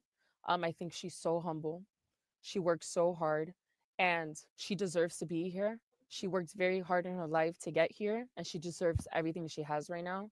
And also, I don't know if Worlds Collide was considered an NXT show, but it was her last NXT match. That was an honor, but also it was an opportunity for me to represent my culture. And yes, like, you know, AAA is a Mexican promotion. See, now she's got to respond to fucking Dave Meltzer. yes, you know, it's a Mexican promotion. Like, why is that even on her mind? Because Meltzer floated it out there, and she goes on Twitter and she has to see a bunch of fucking restarts going, yeah, and she's not even Mexican. Can you guys believe she's not even Mexican? Ugh. Fuck, man. It's so disappointing. And that's directly because of Dave. We're about to fucking play flutes in a minute. Poor people don't like AEW. Yes, like, you know, AAA is a Mexican promotion, but I'm the first Cuban American woman in this company. I am the first one. And to see myself on that stage, a Hispanic-based show, to me, I felt like I honored, or I checked off something in my destiny that I was meant to do, and I honored my grandparents who who immigrated to this country. Imagine being like, well, she's not a Mexican, though. Like, what the fuck? Dude. There's a whole bunch of different Latinos in America and shit, bro. You are wilding out of control. Dave's Give me a wilding better lately, life and give me opportunity, and I was able to make them proud. and she has to like say that because that's what people are saying, so that's on her mind in answering this question. It's kind of sad. It is sad, like, for the IWC, not for her. She just handles it like a pro because that's what she is. That, ladies and gentlemen, was WWE News.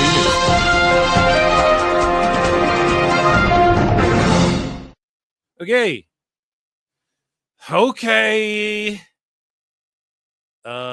We have flutes. We are going to be playing flutes all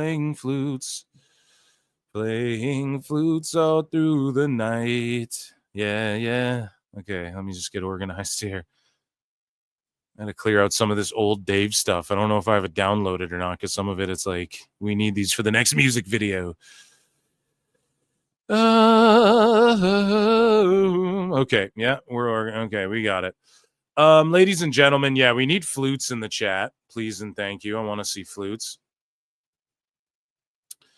Let me check in here. King Dingaling for 5 says, if it's not crucial to backstory or changes nothing, then shut the fuck up. But a character like Magneto is directly attached to a specific history, so it depends. What are you talking about? Like, are you talking about how, like, he was in World War II and shit? You know, World War II like outdates him though, so I don't mind. And also, Magneto's World War II past, if that's what we're going into Phil Marks Out stuff again. That is that wasn't added till way after, anyways. Too, you can fact check me on that. I'm pretty sure that wasn't added till like way after for his character anyways. So I get it, and I do like that that's the best one. Like, we saw it in the fucking Bryan Singer X-Men movies or whatever. But that's who made those, right? Am I just tripping now? Bryan Singer? Am I fucking around? Let me just type it in. Bryan Singer X-Men. So that's gonna bug me until I fact check it. Yeah, it was. Yeah, there you go. So yeah. Anyways, moving on. Thank you. Yes, but don't fuck with. I get it. I don't like when they switch up characters too much. But always remember, you have to make creative choices, and strong ones at that. And you have to stand on your shit, because you can never be one-to-one adapting from movies, especially working with studios. You'll never be one-to-one with a comic book. All you can do is try and make it your own. And for instance, this is why people giving James Gunn a hard time. It's like, shut the fuck up and wait. Okay? Because look at what Chris Nolan did with Batman. A lot of people were like, what? This is all fucking dumb. This is stupid. This is dumb. This is shitty. And then he made it his own thing, and he made it ultra like realistic and gritty. And it, you know, he made it work, and he made it his own thing, and it was ultra successful. So just give it a shot. Okay. Just wait. Anyways, let's get into fucking people tuning out again. No, only like 4 people. Let's get into this next segment, the last segment, everybody's favorite segment.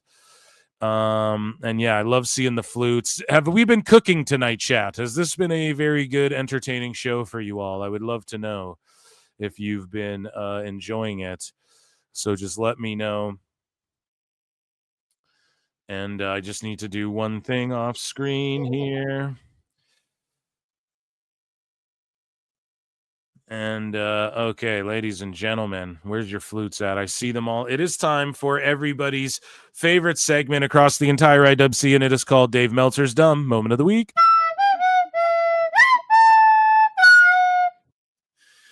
So Meltzer said what says Dave is the Nick Castellanos of wrestling media, but instead of hitting home runs during extraordinary events, he logs on Twitter to cry about something that happened in AEW 3 years ago. So let's take a look here. Dave was freaking out about Punk owes him an apology, talking about Tony Khan. And so this guy Goldstein Jr. and Sons says, if CM Punk were to leave right now, there's no way Tony would take him back. Why are you guys even talking about this? He ain't never coming back. Tony would take him back because he has a hardened heart, can't forgive, even if it's best for business. If that were Vince, he would blah, blah, blah, blah, blah, blah, blah, blah, Vince McMahon. What do you mean, man? Tony, Big Swole said Tony smoked her weed, and he wouldn't fucking hire her. What are you talking about? Or he wouldn't re-sign her. Dave Meltzer goes, this isn't going to happen, but if Punk came to Tony and apologized to him and the other key people, The best guys, Tony Khan. we fucking broke this down. So he had a meeting set up in Atlanta. The Elite bailed. Kenny Omega said he was down to talk to Punk. That was cool. They tried to set up another conversation before All In. The Bucks turned it down. Punk was informed by their lawyer, don't talk to them, only talk to lawyers or whatever. Don't talk to us, talk to our lawyers. So how was he supposed to do that? Punk even pitched himself to be in the Blood and Guts match against the Elite and said, let's make some money and heat it up. He was going to be the mystery guy.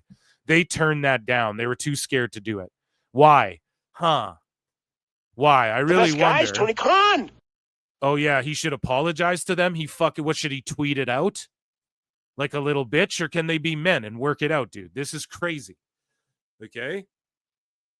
And then Dave has this to say. He'd take him back in a heartbeat, but it's not worth debating because it both can't happen and won't. Why can't it happen, Dave? Explain that part. Because the Bucks are salty bitches. And why won't it? Because they're all bitches and Punk is going to drown that company. That's his goal. He wants to fucking drown that company now. I'm sorry. You did that to people. You did that to Cody Rhodes too. Cody Rhodes had to fucking like self-sabotage himself out of AEW. Because he saw the writing on the wall, right? So it's just straight cope from these guys constantly. And so he continues along. DFT Lewis says, why should CM Punk apologize? Dave says, for a series of actions that caused an independent legal investigation. Okay, then Moxley should apologize. Well, how do you know he didn't behind the scenes? Well, we don't. Make it public then. Or don't talk shit about some shit 3 years ago. Why aren't you keeping the same fucking energy about Moxley who pushed a guy? If Tony Khan feared for his life from what we saw in that camera, then that guy feared for his life getting thrown to the ground by Moxley. And that camera could have landed on his head and injured him and killed him. Dave? So that's what you're saying right there. An independent legal investigation team and an internal legal team and the company's disciplinary committee headed by Brian. He's just listing it like all the Wikipedia stuff. He's just listing it like Wikipedia nonsense. And Danielson even. So trust Danielson if he says it's unsafe. No, if Danielson's sitting in a room and everyone in the room is like, oh my God, can you believe it? He's gonna, and then Danielson's like, yeah, I guess it's unsafe. I vote on it too. Like if everyone's, what is he gonna do, man? Everybody's milking the money mark, Dave. Holy fuck. To unanimously recommend his firing. Yeah, because he was gonna keep smacking people out. That's why. That's why Danielson recommended it. Everyone, even me, I'd recommend it too. Just get the fuck out of here. Like, it's not even on you. Take this money. Or I'd fire the other people. But the question wasn't, should we fire the EVPs? Or should we fire their little friend Jack Perry? The question is Punk getting fired? Well, he pushed him. And some people would say a fucking push compared to shooting a double leg or a single leg. If someone pushes you, I mean, that means they're not even fully trying to throw hands yet. Like, you have the opportunity to gauge the situation, right? Perry shot in for a single, meaning what? He was engaging in the combat. I'm sorry, that's what that means, right? He's not some amateur wrestler. He thought he could take Punk down and start fighting him. That's what it is, okay? And it's cool to see that Perry has fight over flight in that instance with Punk. He thought he could take him. But, like, that's what happened. It was mutual at that point. You don't shoot in. He's not like some amateur freestyle fucking, like, you know what I mean? He didn't back down. He fucking shot back in. It could have just been a shoving match. How many of you, chat, have seen shoving matches break out that get resolved and people get in between and two dudes just shove each other back? Perry shot in for a single leg, bruv.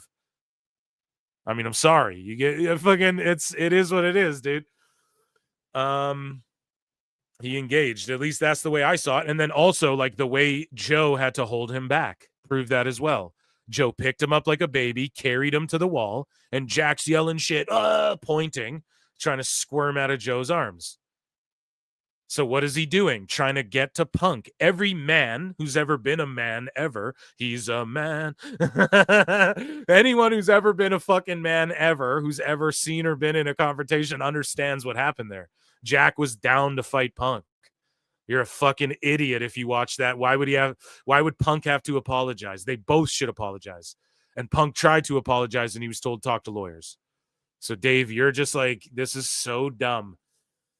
It's so dumb to, like, just cope over this, because that's all it is from that side of shit. I'm sorry. It is.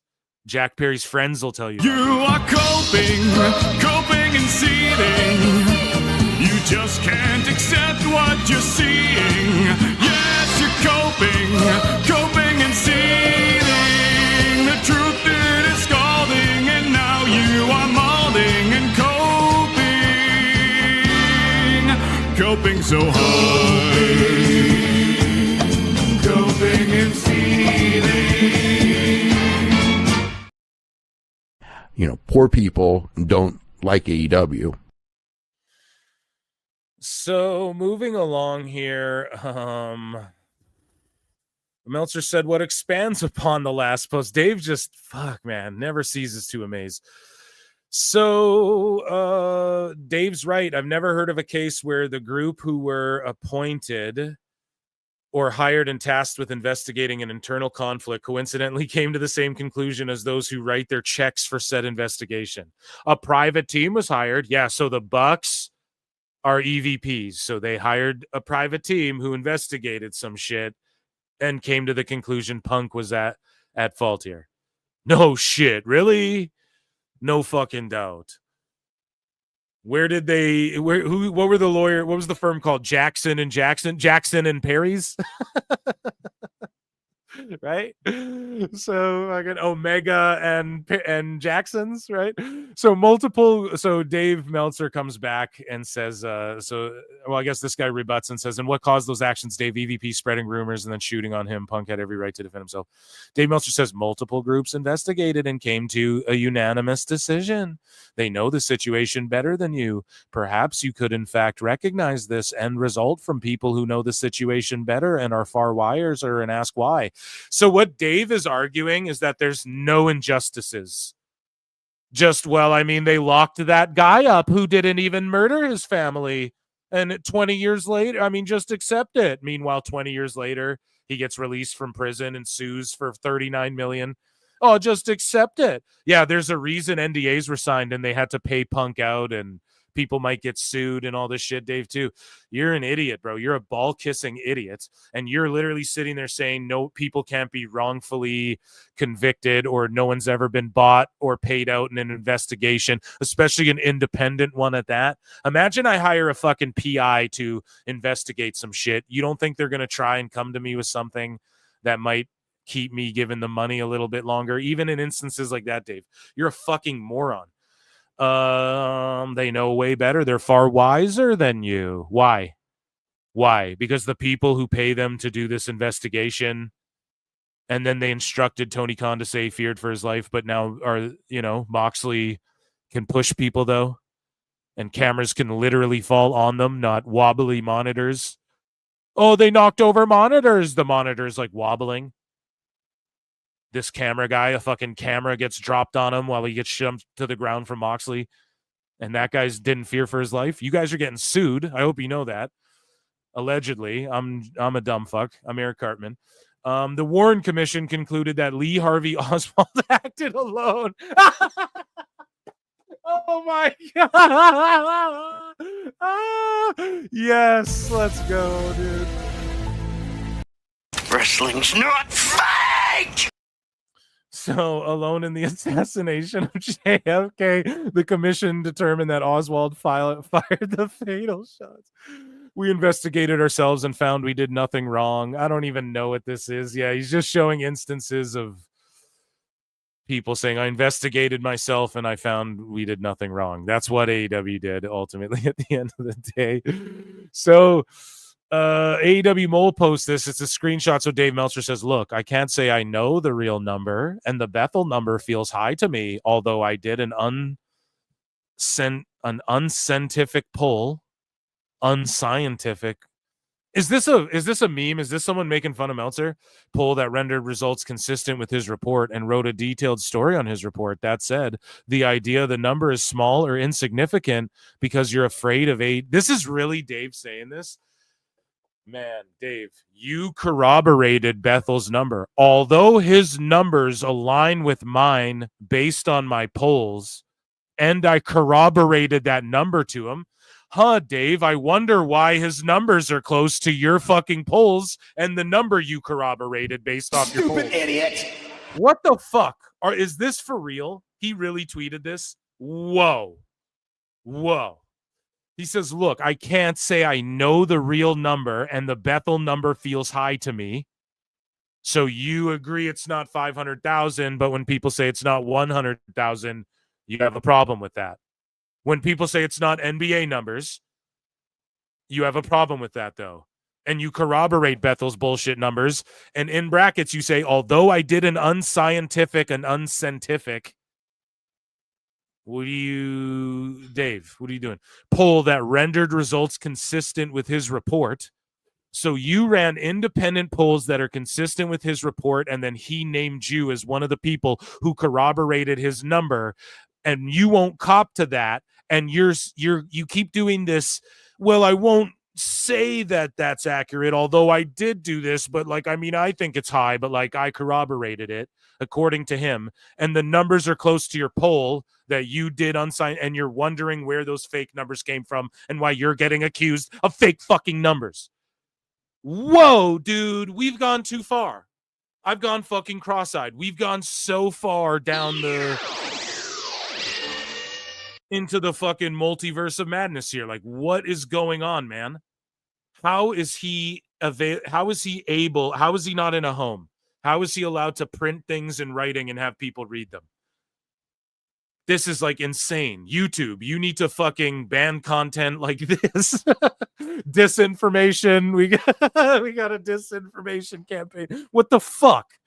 What is going on, man? It's just, this is when people use the word incestuous, this is what I mean. It's like masturbatory. I sound like Bischoff, but that's the only conclusion you come to at the end of it. Truly. And wrote a detailed story on his report. That said, the idea the number is smaller, insignificant because you're afraid of AEW success is really telling on yourself. No one's afraid, Dave. You're afraid of WWE success. That's why you don't talk about their success. Get it? You're projecting. You have a sociopathic, narcissistic, it's called Darvo or Darva or whatever, and you're deflecting. And then the last stage of that is you get offensive. And now you're just offending everyone. You're attacking everyone because you have nothing left to stand on. You're a fraud and a phony. A big fat phony. So Dave Meltzer says the perfect thing for Naomi to cash in is Jade Cargill as champion as far as how the storyline goes. No, Dave, as we broke down on PWT as well, it's not for her to be cashed in on as champ. It's cash in, 3-way, Naomi pins, Jade chases still.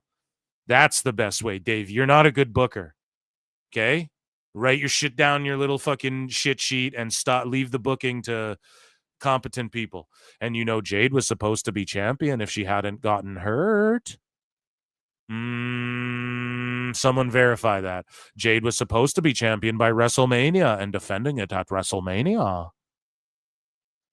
Dave, are you sure about Are you that? sure about that? I don't know. WWE reportedly banned any mention of the Iran-Israel crisis on Raw. So think about how fucking dumb Dave is, dude.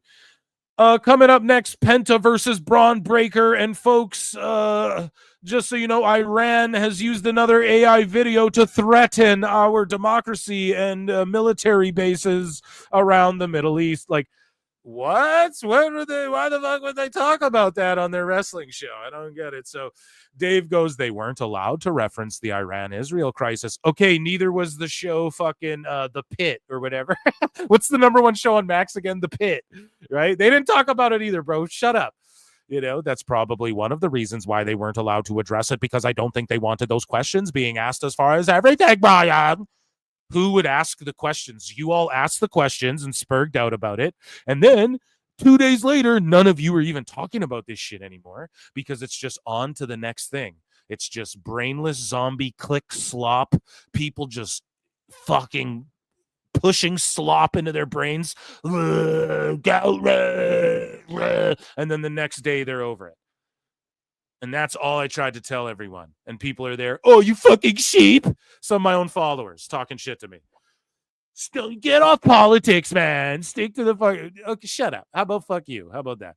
But it's like, yeah, dude. It's just people blowing shit out of proportion. You know. I pray for no war and shit. Hug your loved ones, and UFC, just be calm and rational like me, like your boy Phil, and all you can do if you're one of these Sports Illustrated wrestling journalists, you can look at other sports and illustrate how Baku in Azerbaijan went down the day that all this shit was going down. And the next day, Jamal Hill and Khalil Roundtree, 2 Americans, were likely still there in their hotel rooms getting fucking massages and being flown out on private planes as this is all going down. Bordering Iran. So it's like, I'm sure TKO had it under control. That's all. That's what I put my chips on. If I was a betting man, they have it all under control and it'll be more than likely fine. That was my opinion on it. Some people didn't like that opinion. Turns out I was more or less right. So, and no one's talking about it anymore. No one cares. So Meltzer gets into it with Glenn Gilberti, as he often does on this show. And so Dave talks about cage match again. So this boozy guy says, if that's the best face versus face match in this guy's memory, that just goes to show how little his star rating should matter. So again, Danielson Ospreay, like that's what he says is his best one-on-one or whatever, face versus face match. Meltzer says, well, cage match has it at number 3 behind the 2003 Misawa versus Kobashi match and the Tanahashi versus Ibushi G1 match. You could make an argument for any of the 3. So as far as consensus, I'm guessing I'm closer to reality than those insulting me are. He thinks cage match is consensus, man. Brian.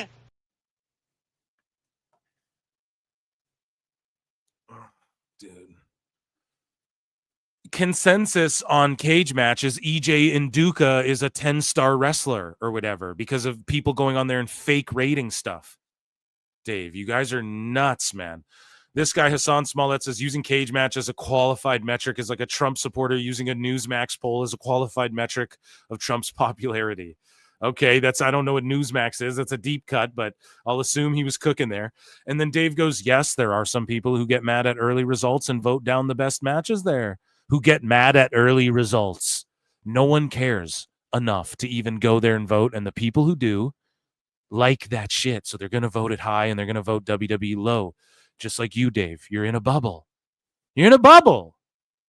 But the matches that are at the top are going to be among the best in history. Why? So he thinks that the best matches, like there's an influx of people who go there, or is it just a bunch of marks who are going to vote that style of wrestling the highest rated, Dave, who agree with your style? And Glenn Gilberti says cage match is an irrelevant metric to any competent promoter, rather. It actually can be correlated with the opposite of what the narrative would say. Fucking spitting, dude. Bars. Your YouTube is hacked. So where's the fucking picture? Did I not bookmark my own post? Because I was the one who threw it up there. I don't think I did. So Dave Meltzer. I have to search my own Twitter here now. Hacked. Sorry, guys. I'm not sure how that happened. Latest. Oh my goodness. Are you really doing here? I'll find this here.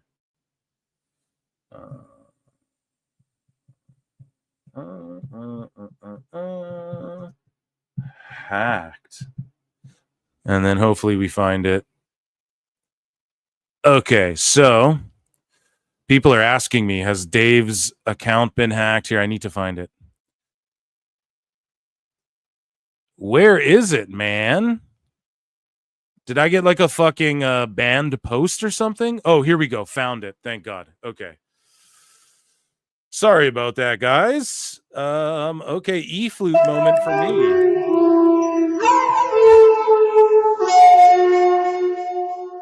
I'm like, did I get hacked? What the fuck?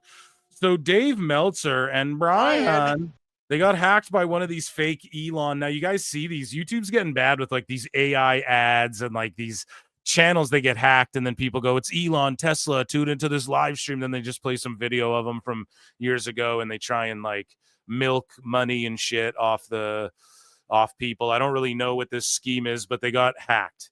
Okay, and their fucking account got turned in F4W online, and then they put a TV at the end, unless that was already there, but it got turned into like a Tesla live Elon. There were 1.5K watching their fucking stream. They had bigger viewership watching their fucking Elon stream than their normal streams, dude.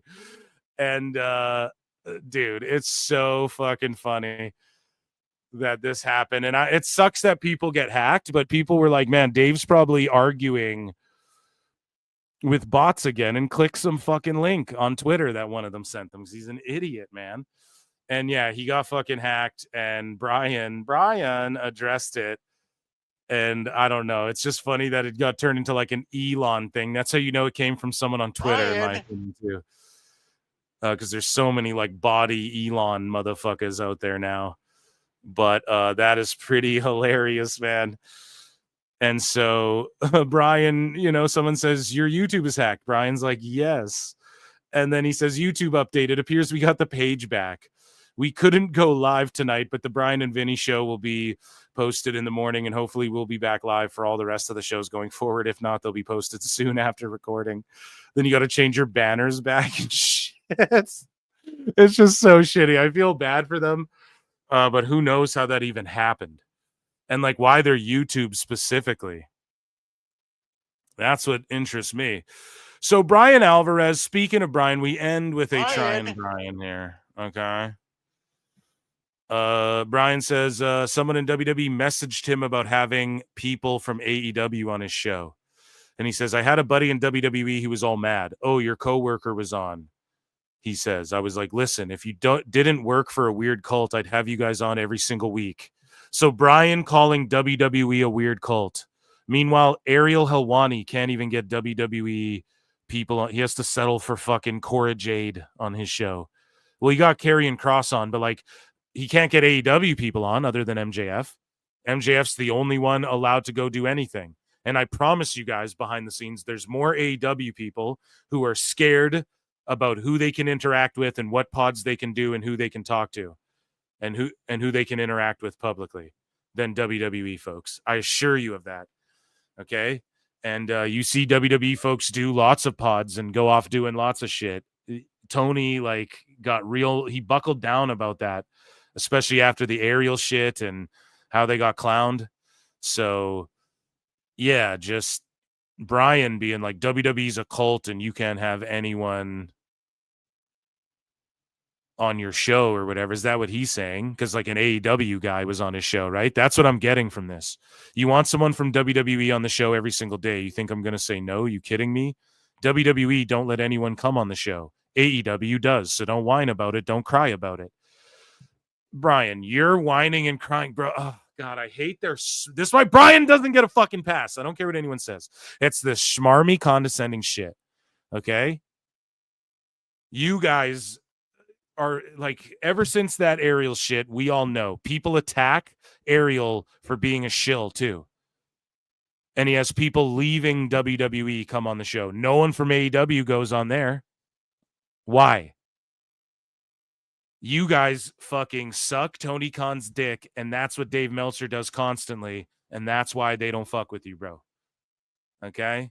And no one's whining and crying. Well, maybe your friend is anecdotally, but there's plenty you can cry about. That's not one of them. If Kevin Owens wants to come on and talk about his neck, let's do it. If John, okay, but he doesn't want to talk about his neck because you dirt sheet fucking Mark clowns released the shit before he could, and he got mad about. You guys took that from me, my own fucking announcement. You took the power away from me to announce my own fucking career. Brian, do you ever think about that? Maybe that's why he's crying, because you hide it when it's Danielson, but you fucking stooge it out there if you can for WWE, and then you can't wait to stooge all AEW shit because you know it, as far as people coming in to try and build hype. And then for WWE, you guys are boo-booing over this Saudi Arabia shit. You sit there and pretend like, oh, I guess Moxley kind of did something bad. And then Filthy Tom Lawler and Lance Storm have to be like, yeah, he did something bad. Like, what do you mean, dude? You can't do that. And Alvarez is like, I guess they're just throwing everything at him. That's why, bro. It's not crybaby. You guys are always coping all the time. And that's why the reaction to you is unfavorable. Like, imagine you're that guy. You're the dickhead. Everyone's like, fuck this guy. We don't want to hang out with this guy. And then everyone's like, why doesn't anyone want to hang out? And then the dude's like, why doesn't anyone want to hang out with me? You know what I mean? Well, bro, we try to point out to you what you do wrong and you won't accept it, you know? And it's fucked up. Like, our social circle, are we wrong that we're like, fuck that, you know? So they just won't get it because they're just trapped in this bubble paradox. So don't whine about it. Okay, if Kevin Owens wants to come talk about the neck, yeah, he definitely doesn't want to talk about that to you, Marks. But that won't happen. Yeah, because you guys all stooged it and talked about it before he had a chance to. And that's why Brian doesn't get a fucking pass with your boy Phil. And that, ladies and gentlemen, was Dave Meltzer and Brian Alvarez, Dumb Moment of the Week.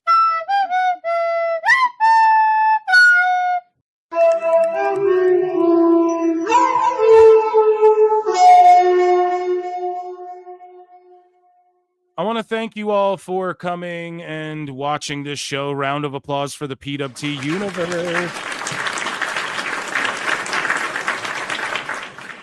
You guys are amazing. There was like 400 watching tonight across everywhere. If you're on X, come subscribe to YouTube. Please, please, please. It's worth it. The Patreon's worth it. The member shit is worth it. The Monday shows are worth it. I go off on those shows too. So guys, this Saturday during the day, I'll be on an hour before what is it called? Crown Jewel or Super Showdown or Night of Champions or whatever goes down. Okay. I will be on an hour before that goes down. We'll do a Sickos Wackos segment. We'll be on for the day. That'll be the Saturday live stream. Usually it goes on in the evenings. Become a member, become a patron, get access to Member Mondays. If you're subscribed over at Phil Marks Out, I'm going to upload something for you guys tomorrow. I'll probably rant about that Marvel shit more. Maybe even I'll do a live stream, see if maybe Hughley or someone cool can cut Hughley. Just give him all these dumb names. Appreciate you all. You're all goated. And yeah, man, it's a hot lucha summer. It's a hot summer in general. It's heating up. I hope you're all doing well. Stay hydrated. Thank you again. I had a blast tonight. This flew by 4 hours. I had so much fun tonight. You guys are amazing. Couldn't do it without you. Yes, I'll be on JJ Alexander's show. Shoot me a DM with the time. I don't know if we set the actual time. I'll be on that tomorrow. And I think I'm on Toonie Talk TV. I don't think I got a time for that either. Motherfuckers got to start DMing me. No, I love you guys. And I'm not going to check in all my DMs. I got to be honest. I get lots from lots of people that I don't, I just can't get it. It's so much. I get lots of emails too. And yeah, anyways, though, I appreciate you all and every single one of you who send me shit and everything. I promise I do get around to it. Everyone knows that too. You all know I do get around. I do respond. I try and talk to everyone, but with comments and then sleuthing the news, it's a lot of work. But whatever. You guys don't care about that. You care about the entertainment. And I was thoroughly entertained, man. I popped myself a bunch tonight. I hope I cooked for you guys. And yeah, I'm going to go watch some fucking Final Destination 4. I think I'm on with my beautiful wife. So round of applause for me. Round of applause for you all. Until next time, I bid you adieu. And I will see you all in the Upside Down. See you Saturday. Peace. I love and see, it's not just me. Jeff, why do you insist on doing this dumb internet shit on TV? I look and see, it's not just me. This place is a fucking joke, man. You're a clown. I quit. So many of us have stood where I stand. We are the young, so raise your hand. So many of us have stood where I stand. We are the young, so raise your hand. They call us problem child. We spend our lives on trial. We walk an endless mile. We are the youth gone wild. We stand and we won't fall. We're one and one for all. The writing's on the wall. We are the youth gone wild. No. It doesn't make logical sense, but it makes. Well, yes, of course. But it makes wrestling booking sense.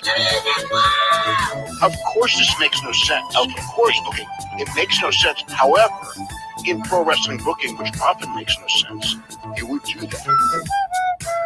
It's about making money. It's not about anything else. Wrestling's always been about making money first and foremost. That's it. I look and see, it's not just me. Last weekend was the greatest weekend in AEW history. This is the greatest week. I look and see, it's not just me.